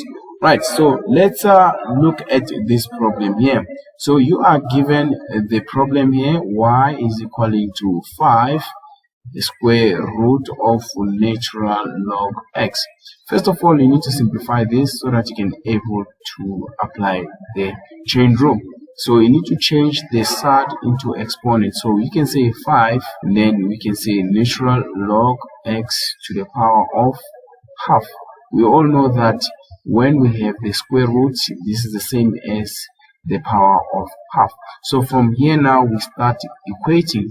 We can say u is equaling to natural log x, and then we can say y is equaling to 5, and then u to the power of half. Guys, let's look at this. So whatever there is natural log, we just substitute with u, but don't forget this natural log here has the power of half. That's why you see us having this u to the power of half. I hope you can see what's happening here. So from here you differentiate each function here. So let's start with u. So when you say du over dx, we're actually differentiating this one here. So it's gonna give you 1 over x. Guys, also I've done videos on how to differentiate the natural log. So go to the description and also the icon that will pop up on the top right to learn more about this. So this is basically how to differentiate natural log x. So let's look at this one here. So let's differentiate y. So when we differentiate y, it's gonna be dy over du. So when you differentiate this, this is the power rule. This is the standard derivative. So half multiplied by 5. Don't forget that you multiply by the exponent, then you say u, then you say half minus 1, because that's how you do the standard derivative. So if you continue like this, it's gonna be 5 over 2 u to the power of negative half. But let us not forget that we can change this and say 5 over 2, and then we need to change the power of negative half to positive half. So it's gonna be u to the power of half on the denominator. Then from here, guys, let me just continue from here. dy over du is the same as 5 over 2. But let us not forget that u is what? It's natural log x. So you can say natural log x then to the power of half. So basically this is the derivative of y. The chain rule, in order for us to actually differentiate the whole question or the actual problem, dy over dx is as follows. You multiply the derivative of u with the derivative of y. So let's do it. It's going to be du over dx multiplied by dy over du. So let's just substitute there. So what is our du over dx? This is very simple. Is this one here? It's 1 over x.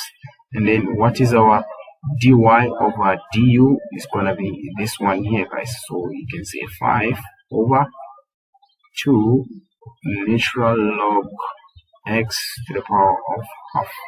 So if you continue like this, this is going to be 5 over 2x natural log under the square root natural log x under the square root. So basically this is how you do this one. Let's not forget that the power of half is the same as the square root. So this is the final answer, guys. This was not an easy question, but really it was not that difficult as well. You just need to know how to differentiate the type of functions, and also you need to know how to apply the chain rule. Alright guys, if it so happened that you didn't understand, you can go back to the point where you didn't understand, and also you can ask on the comment section how to do whatever you couldn't understand there. But if this video helped you to understand this question much better, don't forget to like, and also don't forget to share the video to your friends. If you haven't subscribed, subscribe to the channel. Guys, this is how you do 4.3. I hope you managed to get this one. So guys, now that we are done with 4.3, let's go and do 4.4. Alright guys, let's look at the next question, which is 4.4. So here's our 4.4. I'm gonna copy this question here, paste it where there is a space, and we solve it. Okay guys, so let's solve this problem here.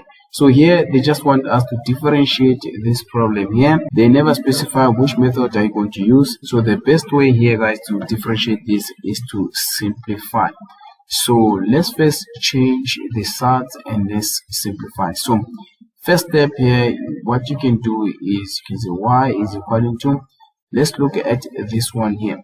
We can say x to the power of 3 over 2. Remember, we're getting rid of the square root. And then we have two brackets. We have x to the power of negative 2 plus x. And then the second bracket, we have x to the power of negative 2 plus x.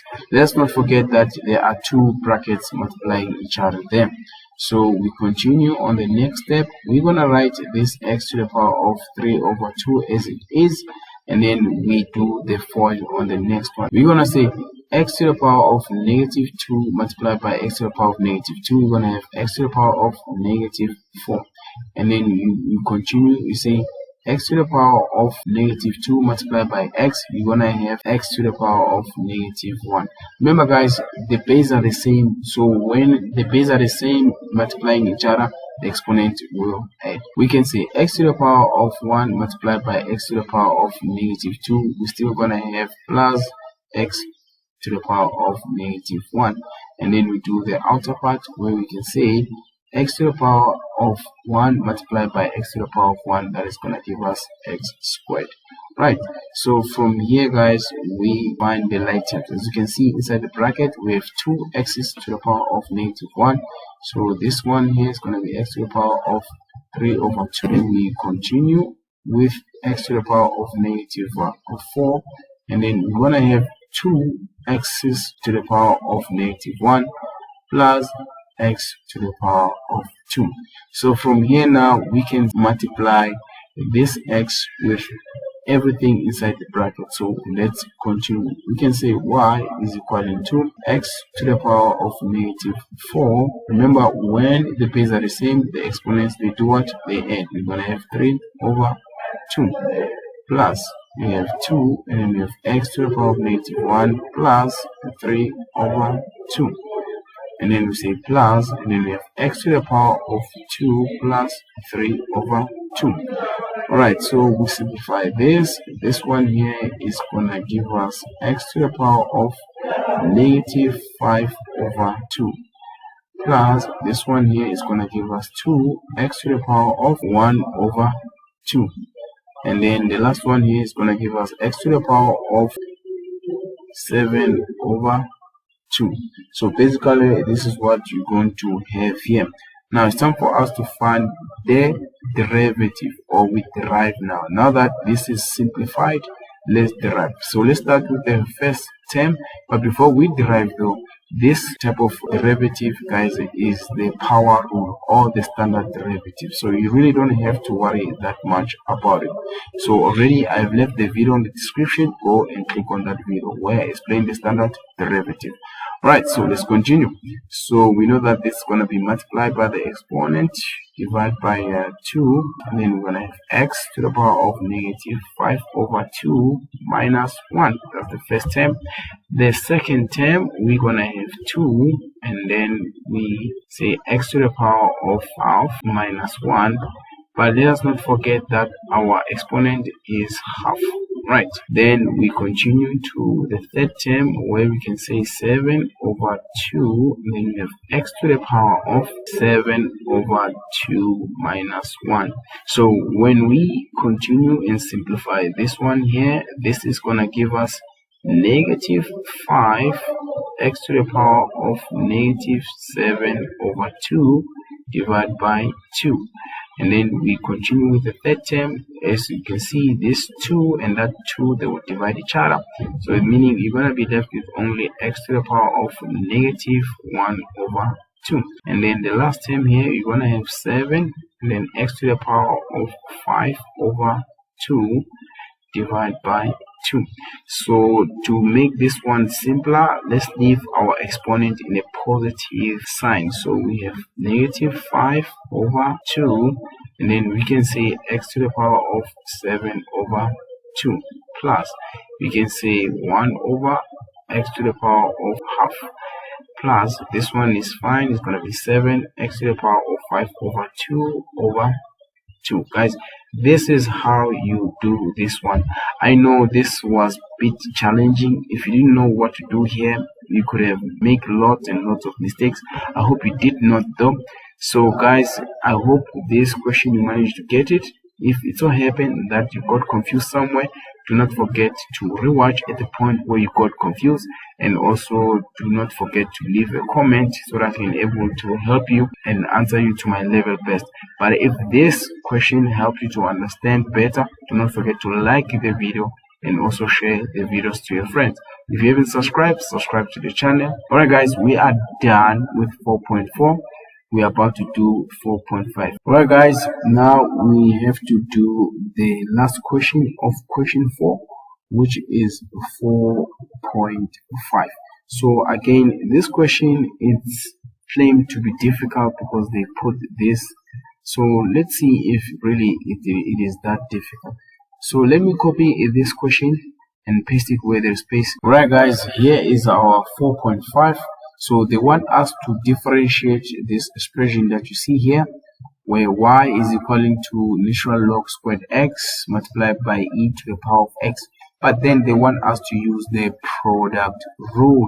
Guys, when you differentiate this problem here, you need to rewrite this expression here. So let's simplify it and rewrite it in a way that you can be able to use the product rule. So we can say y is equaling to our natural log, it is squared, so you can write it like this: natural log x squared multiplied by ex. There we go. So when it's like this, it's easy for us to use the product rule.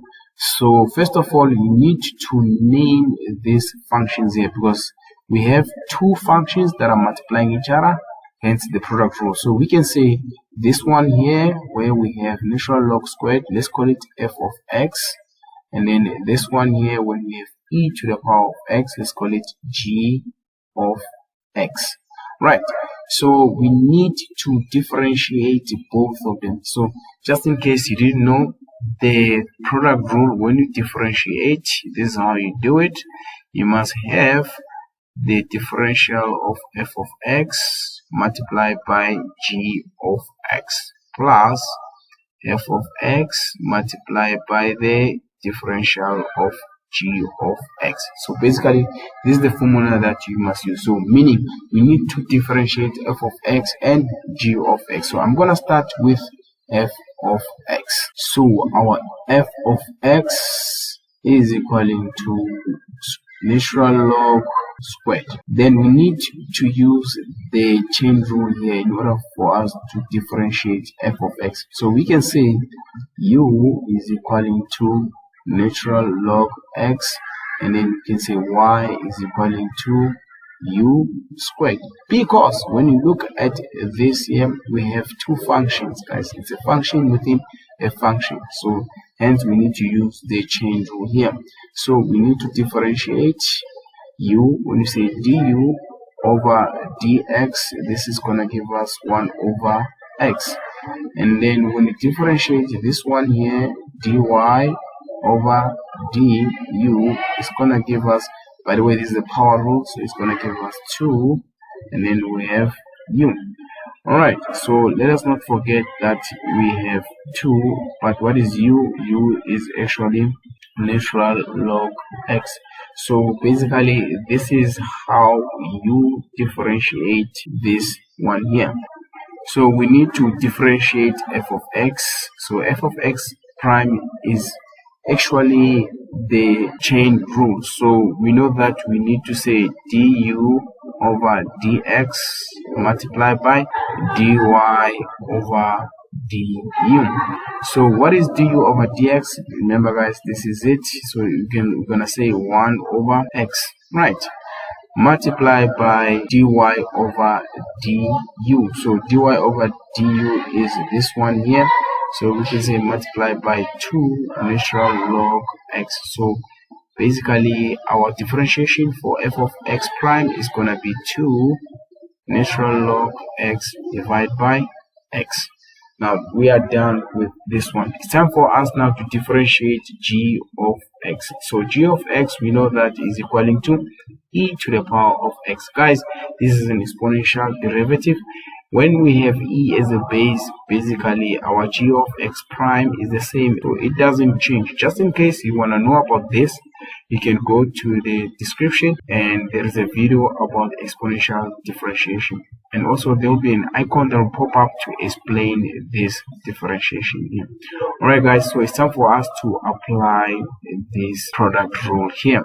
So we have the first one here, we have the prime f of x, which is gonna be 2 natural log x divided by x. Remember, this is the one here, guys, as you can see, the derivative of f of x multiplied by g of x. So g of x, which is this one here, is e to the power of x plus f of x. So our f of x, we did get it here. Here's our f of x. So you can say f of x is natural log squared multiplied by the derivative of g of x. So here's our g of x, the derivative, which is the same as e to the power of x. So basically, this is our final answer. All right, guys, this was question 4.5. It was a bit tricky. You needed to know how to differentiate using the product rule. If you didn't know, then this was gonna be very tricky on you. And at the same time, you are supposed to differentiate f of x using the chain rule. We already done a video on chain rule on this question paper here, which is 4.4. Just in case, guys, you didn't manage to get this question, you can go to the point where you got lost and rewatch the video again. If it so happen that you don't understand again, you can leave a comment and ask the question. I'll try to answer you to my level best. But if this video here helped you to understand this question, don't forget to like the video, share the video, and also if you haven't subscribed, subscribe to the channel. Guys, this is the end of question 4. Next gonna be on question 5. So here is our question 5, guys. As you can see, it consists of 4 questions: 5.1, 5.2, 5.3, 5.4, which has 2 questions within it. So we're going to start with 5.1 and solve it. So I'm going to copy this question and paste it where there is space and solve the question. Guys, here's 5.1. They want us to simplify here.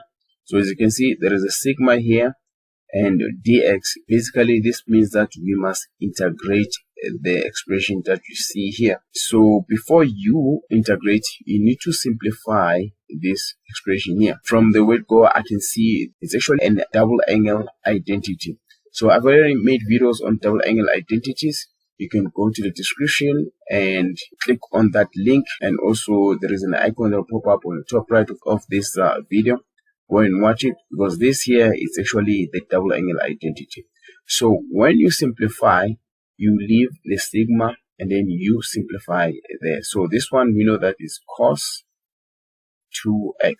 So the expression that we see here inside the bracket is actually that one. So it's a double angle identity. So don't forget to write your sigma and your dx. So from here, now you can start integrating. So when you integrate this one, guys, it's going to be y is equal to sine 2x. And then we divide by the coefficient of x here, which is going to be 2 plus c. So basically, this question here was not difficult, guys. It was straightforward. You just need to know your integrals and know how to integrate the trigonometric functions. Alright, guys, so if it so happened that you were lost or you didn't understand this question, you can go back to the point where you got lost, or you can ask a question on the comment section. And if this video helped you to understand how to integrate this question here, don't forget to like and also share the video. If you haven't subscribed to the channel, subscribe to the channel. And guys, we are done with 5.1. Let's go and do 5.2. So let's look at question 5.2. Now question 5.2, they want us to integrate the following expression here. So I'm going to copy that question, paste it where there is a space, and we solve it. So let's look at 5.2. As you can see, they want us to integrate the following here. Now we have different types of integrals here, but I've noticed that when I look at this, we have the exponential here, and this one also is exponential, and that one is exponential. And this one here, it's the standard, and that one is also the power rule. But then before we integrate, we need to check which term that needs to be simplified. When I look at this question here, this term here needs to be simplified. So you cannot integrate with the root and also with an x on the denominator. So we need to simplify this term here. So let's simplify it. So remember, when you are simplifying, the sigma and the dx, they always remain there. So let's start. The first term, which is e to the power of 5x, is already simplified. The second term, which is 3 pi to the power of 3x, it's already simplified. Minus 10 to the power of 2x, it's also simplified. Now, let's look at the fourth term. Now, let's first change this root into exponent. We know that the square root is actually the exponent of half. So we write half there, plus p. Also, this one is simplified. So we're going to continue, simplify it further. So let's continue. Remember, the sigma and the dx, they remain. Right, so let's start with the first term, the second term. We're just going to rewrite it as it is. This is not necessary, guys. I'm just doing it for you to understand it way much better. Now let's go to this term here, the second last term. Now look, we are integrating with respect to x. So the thing that we need to do here is to take this x from the denominator to the numerator. So when we do that, the exponent of this x here, which is the power of half, is going to be negative half. And then we're going to leave that 2 as a coefficient underneath them, plus p. So when it's like this, guys, it is ready. Don't forget, guys, you equate to 1. Now, remember I said earlier on this question that the first 3 terms are exponential integrals. Remember, guys, the formula for exponential integral, it goes like this. When I given k, which is the coefficient of a to the power of nx, when you integrate this one here, it's going to be k a to the power of n x divided by n natural log then a plus c. Let us not forget this c means that is the indefinite integral. Just in case you don't know this formula, I already made videos on this type of integral. I will leave the link on the description, and also the video will pop up on the top right of this video. Go and watch for you to understand better. So let's do the first term here. So as you can see, e is actually our a in this case, and then n is 5x. All right, then we divide by, now remember we must multiply by n in this case, which is 5 natural log then e. Right, all we do is just substitute these values on our formula there on our top right. Let's go to the second term, which is also the exponential. So we're gonna write this as it is. Right, then we divide. As we divide here, now this time around we have n as 3, and then we have natural log, and then we have this as our pi. Right, and then we continue here. So we have 10 to the power of 2x divided by our n here is going to be 2 natural log, which is going to be 10. Right, so we are done with the first three terms which needed us to use this exponential derivatives. Now the second two that are following is the power rule. We're going to use a different formula for them. So this one is basically very simple. It goes like this: when you are given k multiplied by x to the power of n, and then when you find the integral of this, is going to be k, and then we have x to the power of n plus 1 divided by n plus 1. Basically, this is how you do the power rule. Just in case you don't know about this formula, you can go to the description. I've left the link where I explain this formula further, and also you can go to this icon that will pop up on the top right of this video. Go and click on those to watch this one further. Right, so let's continue. So we say plus. Now we know that we have x to the power of negative half plus 1. But let us not forget this is divided by 2. And also we need to divide by the following: negative half plus 1. There we go. Plus. So let's look at the last term here, which is p. Since p doesn't have x, I did mention this also when I introduced the power rule. You just multiply by the variable that we are integrating with respect to. You're just going to say x multiplied by p. So the final answer must always have c, because we are doing indefinite integral.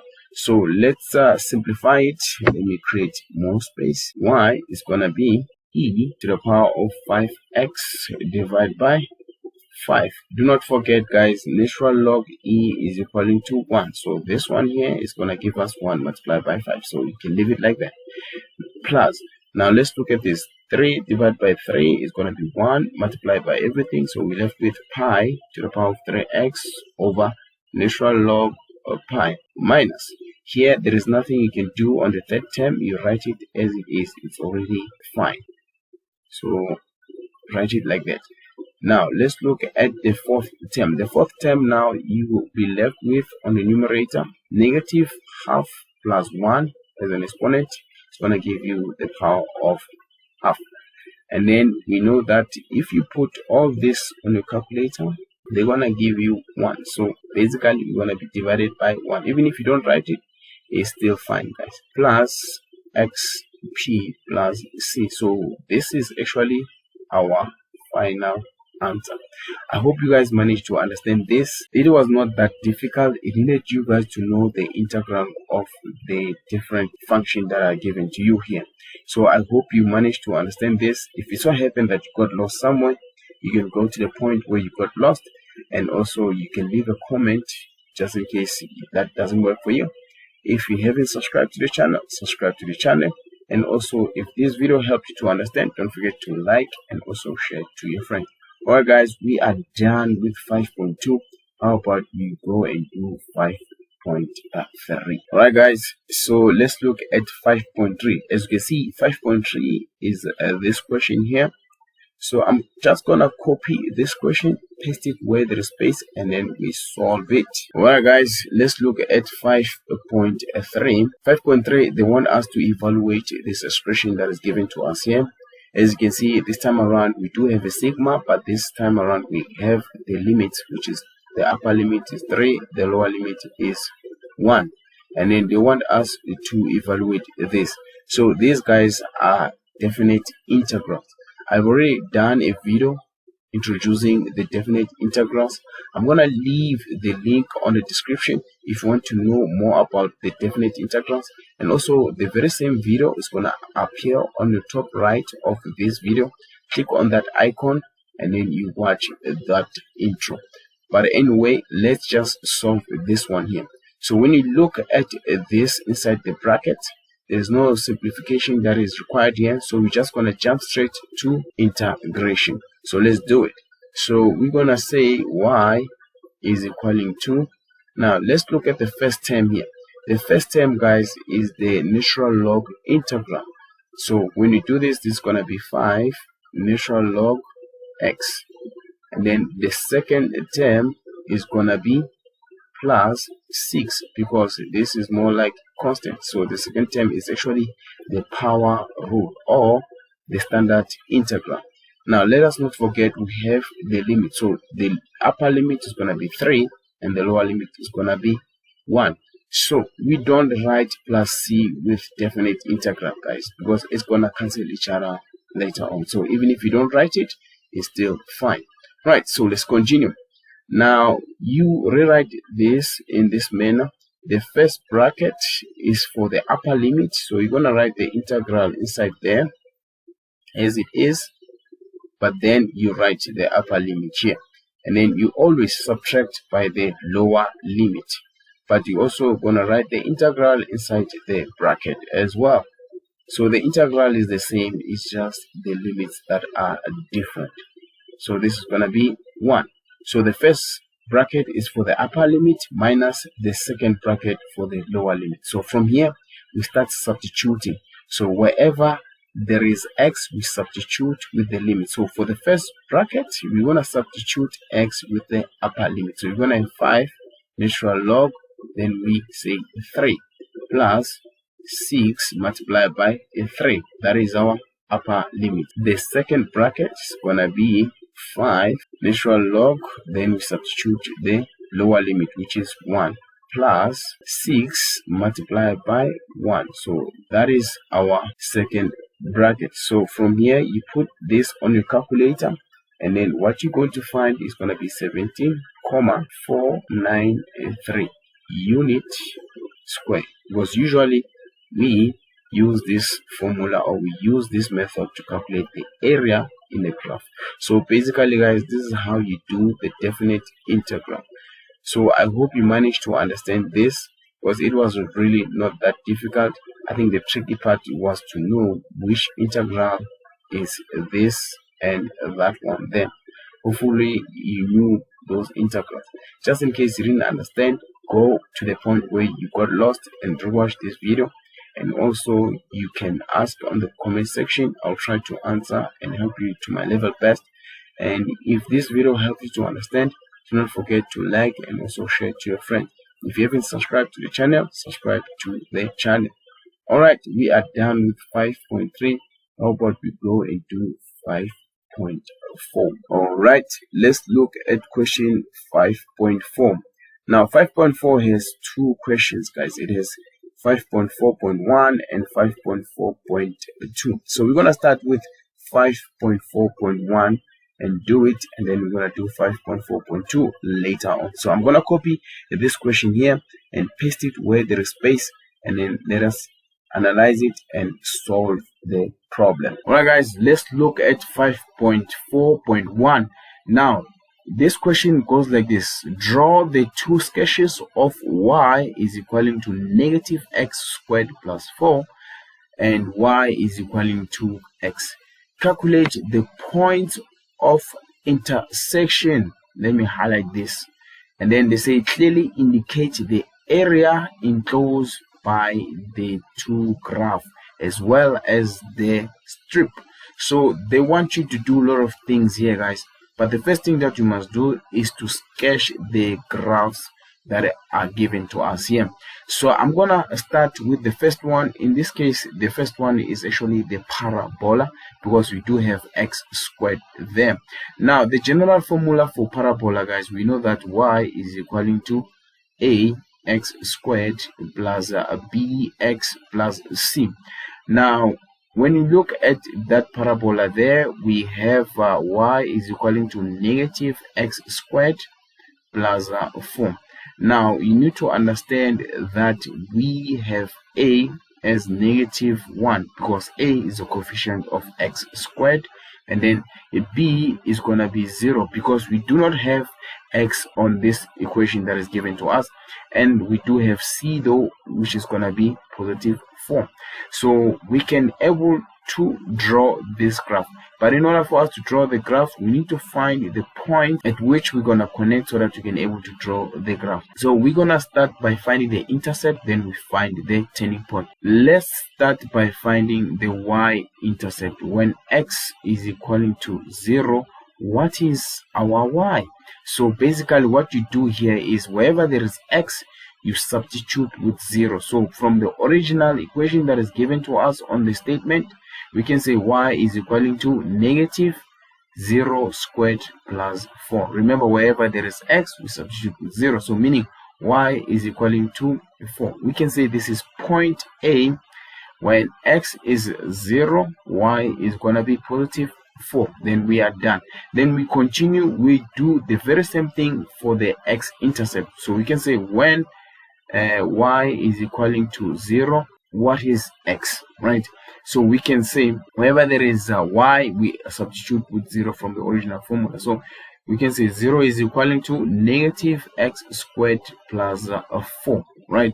Then we can transpose this x to the left hand side, which is going to become positive x squared, which is equaling to 4. Then from there we square root both sides. So when you square root this x squared, when I have x, and then you will have plus or minus 2, which is the square root of 4. We can say at point B, when x is 2, y is 0, and at point C, when x is negative 2, y is also 0. So these are actually the x-intercept. Now remember, with the parabola we do have a turning point, so there is a formula that we use for turning point. Let me just write TP to indicate this is going to be our turning point. So the formula goes like this: for the x coordinate, it's negative b over 2a. But if we go back to this here, as you can see, b is 0. So if we substitute here, we can say x is equaling to negative 0, that is our b, to our a is actually negative 1. So we're going to put negative 1 there. But anything dividing 0 is equaling to 0. So meaning our x is 0. Now we're going to substitute the very same x that you got here to find the y coordinate for our turning point. So let's do it. So we can say y is equaling to, wherever there is x, we substitute 0. It's going to be negative 0 squared plus 4, meaning now y is equaling to 4. We can say TP, which is our turning point, is 0. And if you can look at this here, guys, our turning point and our y-intercept, they do have the same coordinates. You guys see it is 0 as x, 4 as y, both of them, meaning our turning point is the same as our y-intercept. So let me first draw this graph here so that we can able to see how the graph is supposed to look like. So let's draw it. Now when you look at this, we have the x-axis and the y-axis, and also the origin. Now I'm gonna use a different color to draw this graph here. Now let's start with A, point A, which is here. Point A, it says when x is 0, our y is 4. So we can say this is point A, where y is equaling to 4, right? And x is 0. Now let's look at point B. Our point B is this one here. It says when x is 2, y is 0. So we can say x is 2 here at this point, and our y obviously is going to be 0 there. Let me just write it on top here. All right, and then let's look at point C. Point C states that when our x is -2, our y is 0. So we can say this is point C, where x is -2 and y is 0. And then let's look at the turning point. Our turning point says that when x is 0, our y is 4, which is the same as our y-intercept. So I hope you can able to see that. So let's continue and draw our graph. So let me use this color here, which is white, and draw our graph. So I'm just going to connect the point. Now, before I do that, remember the shape of this parabola is going to face down because our a here is negative. Remember, when a is negative, parabola faces down. When a is positive, parabola faces up. We know that from our turning point is going to cut at -2, right? And the other part of it is going to cut at +2, and it should face down like that. All right, it doesn't look so good, but basically this parabola is how it's supposed to look like. There we go. We are done with the parabola. So let's look at the straight line graph that is given to us on the statement. So this graph here, it is y is equaling to x. Now you need to understand the general formula for straight line graph. So the general formula for straight line graph, it's like this: y is equaling to mx plus c. So you need to know what m is and what is c. So m is our gradient and c is our y-intercept. At the same time, as much as m is our gradient, it's also the coefficient of x. Now when you look at the graph that is given to us here, we know that m is equaling to 1, and it's also positive. Basically, this means that our gradient is 1. Our graph is going to lie on the first quadrant and the third quadrant. Now let's look at c. Our c is 0 because we don't have anything after x. It's really nothing. So if c is 0, this means that we do not have the y-intercept. So that also means that our graph is going to actually pass at the original point, or the origin. So when you draw your straight line graph, guys, it's supposed to be passing at the origin. So let me use also a different color for this one here. Let me just try use maybe yellow. Let's use yellow. All right, so our graph is going to look like this. It's going to pass at the origin. There we go. And then it also gonna continue like that. Remember, this is a straight line graph. So this graph here is gonna intercept the parabola there on those points. Let me just highlight with red color. It's gonna intercept the parabola there.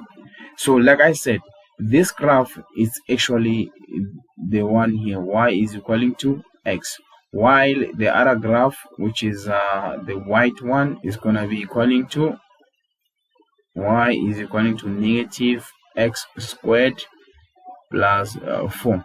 So these two graphs here, these are the graphs that they are mentioning or talking about. But then at the same time, these graphs, they are intercepting each other. So we have this point here, let's call it point 1 of interception, and we have that point there, which is point 2. So these points, they do have x and y. So when they say calculate the point of interception, they want us to find the coordinates of those points there. So let's find those points. But then in order for you to find this point, you need to know some very important information about when two graphs are intercepting. When two graphs are intercepting to each other, it means that at those points, those graphs are actually equal to each other. So in order for us to find this intercept, we need to equate these graphs. So the best way is to equate these graphs so that we can only have x to solve. What do I mean by that? You can say the straight line graph, which is going to be equaling to -x squared plus 4. Remember, this is the parabola. So all you have to do now is to transpose this -x squared plus 4 to the left hand side, and then you'll be left with x squared plus x minus 4, and this is equaling to 0. As you can see now, this becomes a quadratic equation. Now, meaning we can use the quadratic formula to find the x values of those intercepts. So let's do it. So the quadratic formula goes like this: x is equaling to negative b plus or minus square root of b squared minus 4ac divided by, all this is divided by 2a. All right, let's find our x. So let's start substituting. So we're gonna use this equation here to find these variables that are in our formula. So we know that b is a coefficient of x. So if you look at this equation here, we know that the coefficient of x is 1. So wherever there is b, we must substitute with 1. So we can say negative, and then wherever there is b, we say there is 1 plus or minus the square root b squared, but b is 1, so you can say 1 squared minus of 4, but then multiply by a. So a in this case also is a coefficient of x squared, which is also 1, so we substitute by 1, multiply by c. So our c is our constant. In this case now our c is negative 4, right? So negative 4 here, right? And then all this is divided by 2, and then a also we said is 1. So if you put this on your calculator, here's what you're going to get. You're going to have negative 1 plus or minus the square root of 17 divided by 2. So we have to find this axis. X is equaling to, let's say, negative 1 plus the square root of 17 divided by 2, and this one is going to give us 1,562. And then let's do the other this side. When we have x is equaling to negative 1 negative square root 17 over 2, this one here shall give us negative 2,562. So these are the x values of this intercept. So I'm just going to create space so that we can able to find the y values of this intercept. So let's find the y values of this intercept. So there are two ways that you can use to find the y values of the intercept.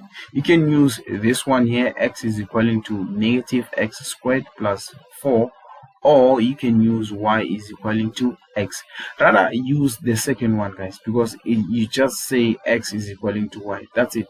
So meaning whatever x is, that's y. So we can say y is equaling to negative 2,562, and y is also equaling to 1,562. All right, so let's look at which point. Let's say point 1, this one here underneath. Let's see the coordinates. What are those? As you can see, point 1 is on the negative side. It means that this is going to be negative 2,562, and also y is going to be negative 2,562. That is P1. And then P2, which is the one here on top, guys, is going to be positive because it's on the positive side of x. So it's going to be 1,562 for x, and also for y is going to be 1,562. Guys, these are the intercept of the graphs, since we have two of them. So this one here and that one there. So when we continue with the question, let's go back to the question. They want us to find an enclosed area created by these two graphs. So an enclosed area, guys, let me show you which is it. And also we must not forget the strip. So let me use a different color here so that you can able to identify that enclosed area. Let's start with the strip. So the strip could be anywhere in between the intercepts. So the strip, put it anywhere between the intercepts. So let's start with the strip. So this can be your strip. So make sure that the strip is between the intercept, because this intercept, they act as our upper limit and our lower limit. So let's indicate the areas that they are talking about. So I'm going to use blue to indicate. So there will be a lot of colors here. So this area here that you see that I'm indicating, that I'm coloring here, guys, this area that I'm coloring here is the area that they want us to show. When they say indicate the enclosed area by these two graphs, This is basically what they mean here, guys. Right, I hope you can able to see. So your graph was supposed to look like something like this. So you must have an enclosed area, and also you must show the strip which is between the intercept, because those intercepts are the ones where this graph actually form an area. So I hope you guys managed to understand this. This was a bit long and also a bit complicated, because if you didn't know what was happening here, this question here was gonna be challenging for you. I hope though you managed to understand. If you didn't understand, you can go back to the point where you got lost and try to rewatch. And if that doesn't work as well, do not forget to comment. I'll try to help you to my level best. And also guys, if really this video here help you to understand, don't forget to like, and also don't forget to share to your friends. If you haven't subscribed to the channel, subscribe to the channel.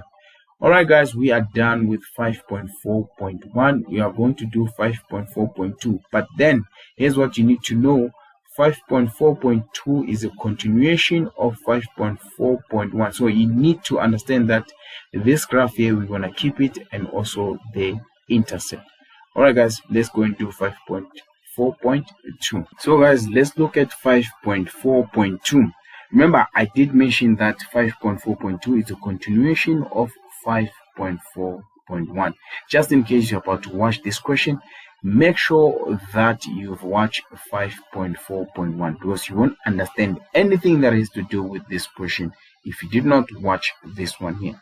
So let me copy this question and paste it where there is space, and then I will continue from there. Let's continue with 5.4.2. Now the question states that calculate using integration the magnitude of the area indicated in question 5.4.1. Like I said earlier on, you need to have watched 5.4.1 in order for you to understand what is happening here. But I also took the graph that you see here. It's from actually 5.4.1. So they want us to calculate the area of this graph here. Look, that area that they're talking about is the blue color of this graph here. So the blue color indicates the enclosed area that they want us to calculate. Now, in order for us to calculate this area, we need to use the definite integral. I've already made videos on definite integrals, so just in case you don't know what's happening there, you can go to the description. There is a video already that I've pasted earlier on. Go to that link, click on that link, and you will see a video that explains more about definite integral. We need to find what is our upper limit and our lower limit. Remember, we have 2 points here. We have P2 and P1. Now we're gonna look only for the x values of these points. Remember, these points, by the way, are the intercept. So also we're only gonna take the x values of this point here. So the upper limit should be the highest number when it comes to the x values here. So the highest number is the one that is 1,562, and the lowest number is the one that is negative 2,560, meaning that the upper limit is 1,562 and the lower limit is going to be negative 2,562. Right, these are the limits, because when you look at the x-axis, that's where our area starts and that's where it ends. So now, how are we going to write the equations here, since we have two graphs? What you need to understand here, these two graphs, the one that is upper, in this case now, the one that is upper on this area is our parabola. It's going to be positive. So it's going to be subtracted the one that is lower on our area, which is going to be the straight line. So you're going to do the following. Remember, the equation of the upper is negative x squared plus 4 minus, so it should be minus by the straight line equation, which is minus x. Remember, the equation is y is equaling to x, then dx. Then from there you start integrating. As you can see, this is a standard integration, so you don't really have to worry about it. So let's start. So you can say a for area is equaling to, let's find the integral of this here. It's going to be negative x squared plus 1 as a power divided by 2 plus 1, right, plus Now let's look at the second term, which is 4. You just multiply by x since we are integrating with respect to x, minus, and then the last term, which is going to be x to the power of 1 plus 1 divided by 1 plus 1. Now the second step that you must follow this one is you write the upper limit, which is 1,562, and then the lower limit, which is negative 2,562. Then from there separate these limits. So you can say a is equaling to, you're gonna have two brackets, one for the upper limit and one for the lower limit. So the first bracket is for the upper limit, so it's going to be negative. Then we simplify the integrals inside there, which is going to be negative x cubed divided by the 3 plus 4x minus x squared divided by 2. Then the first bracket is for the upper limit, so you write the upper limit here, 562, minus, always guys, the first bracket is minus by the second bracket, which is for the lower limit. So you're gonna write the integral that you wrote on the first bracket as it is, minus x squared over 2. Then you write the lower limit here, which is going to be negative 2,562. These are not powers, guys. This is to indicate that the first bracket is for the upper limit and then the second bracket is for the lower limit. So the next step here, you just substitute wherever there is x, you substitute with the limit. So the first bracket here, wherever there is x, you substitute with the upper limit. So let's start. So we can say negative, and then we say 1,562 cubed divided by 3. Remember, where there is x, we substitute with the upper limit, plus 4 multiplied by 1,562 minus 1,562 squared divided by 2. So this is actually the upper limit. So minus, wherever there is x here, we substitute with the lower limit. We say negative, and then we say minus 2,562 cubed divided by cubed, right, plus wherever there is x, don't forget we substitute by negative 2,562, right. Let's create more space, and then the last term we can say minus negative 2,562 squared divided by 2. So this is for the lower limit. So from there we put all of that in our calculator. So for the first one here, it's gonna be 3,758, and the second one, which is gonna be plus 7,924. So when you add this together, it's gonna give you 11,682 units squared. Don't forget we are calculating for the error. Alright guys, so this is how you actually do this question here. It was a bit challenging. I hope you guys managed to understand this one, because really it needed you to understand what was happening on the previous question. But anyway, if you did not understand, I would say go back to 5.4.1, watch that part of the video, and also come back to this one as well. If you manage to understand that part, you can rewatch this one here, and then you will also try to figure out where you got lost. Just in case that doesn't help, don't forget to comment. I'll try to help you to my level best. Alright guys, if this video helped you to understand, do not forget to like the video, share the video to your friend, and if you haven't subscribed, subscribe to the channel. Right, so this is the end of question 5 of this question paper, and also it's the end of the entire question paper. So guys, thank you very much for watching. Till next time, cheers.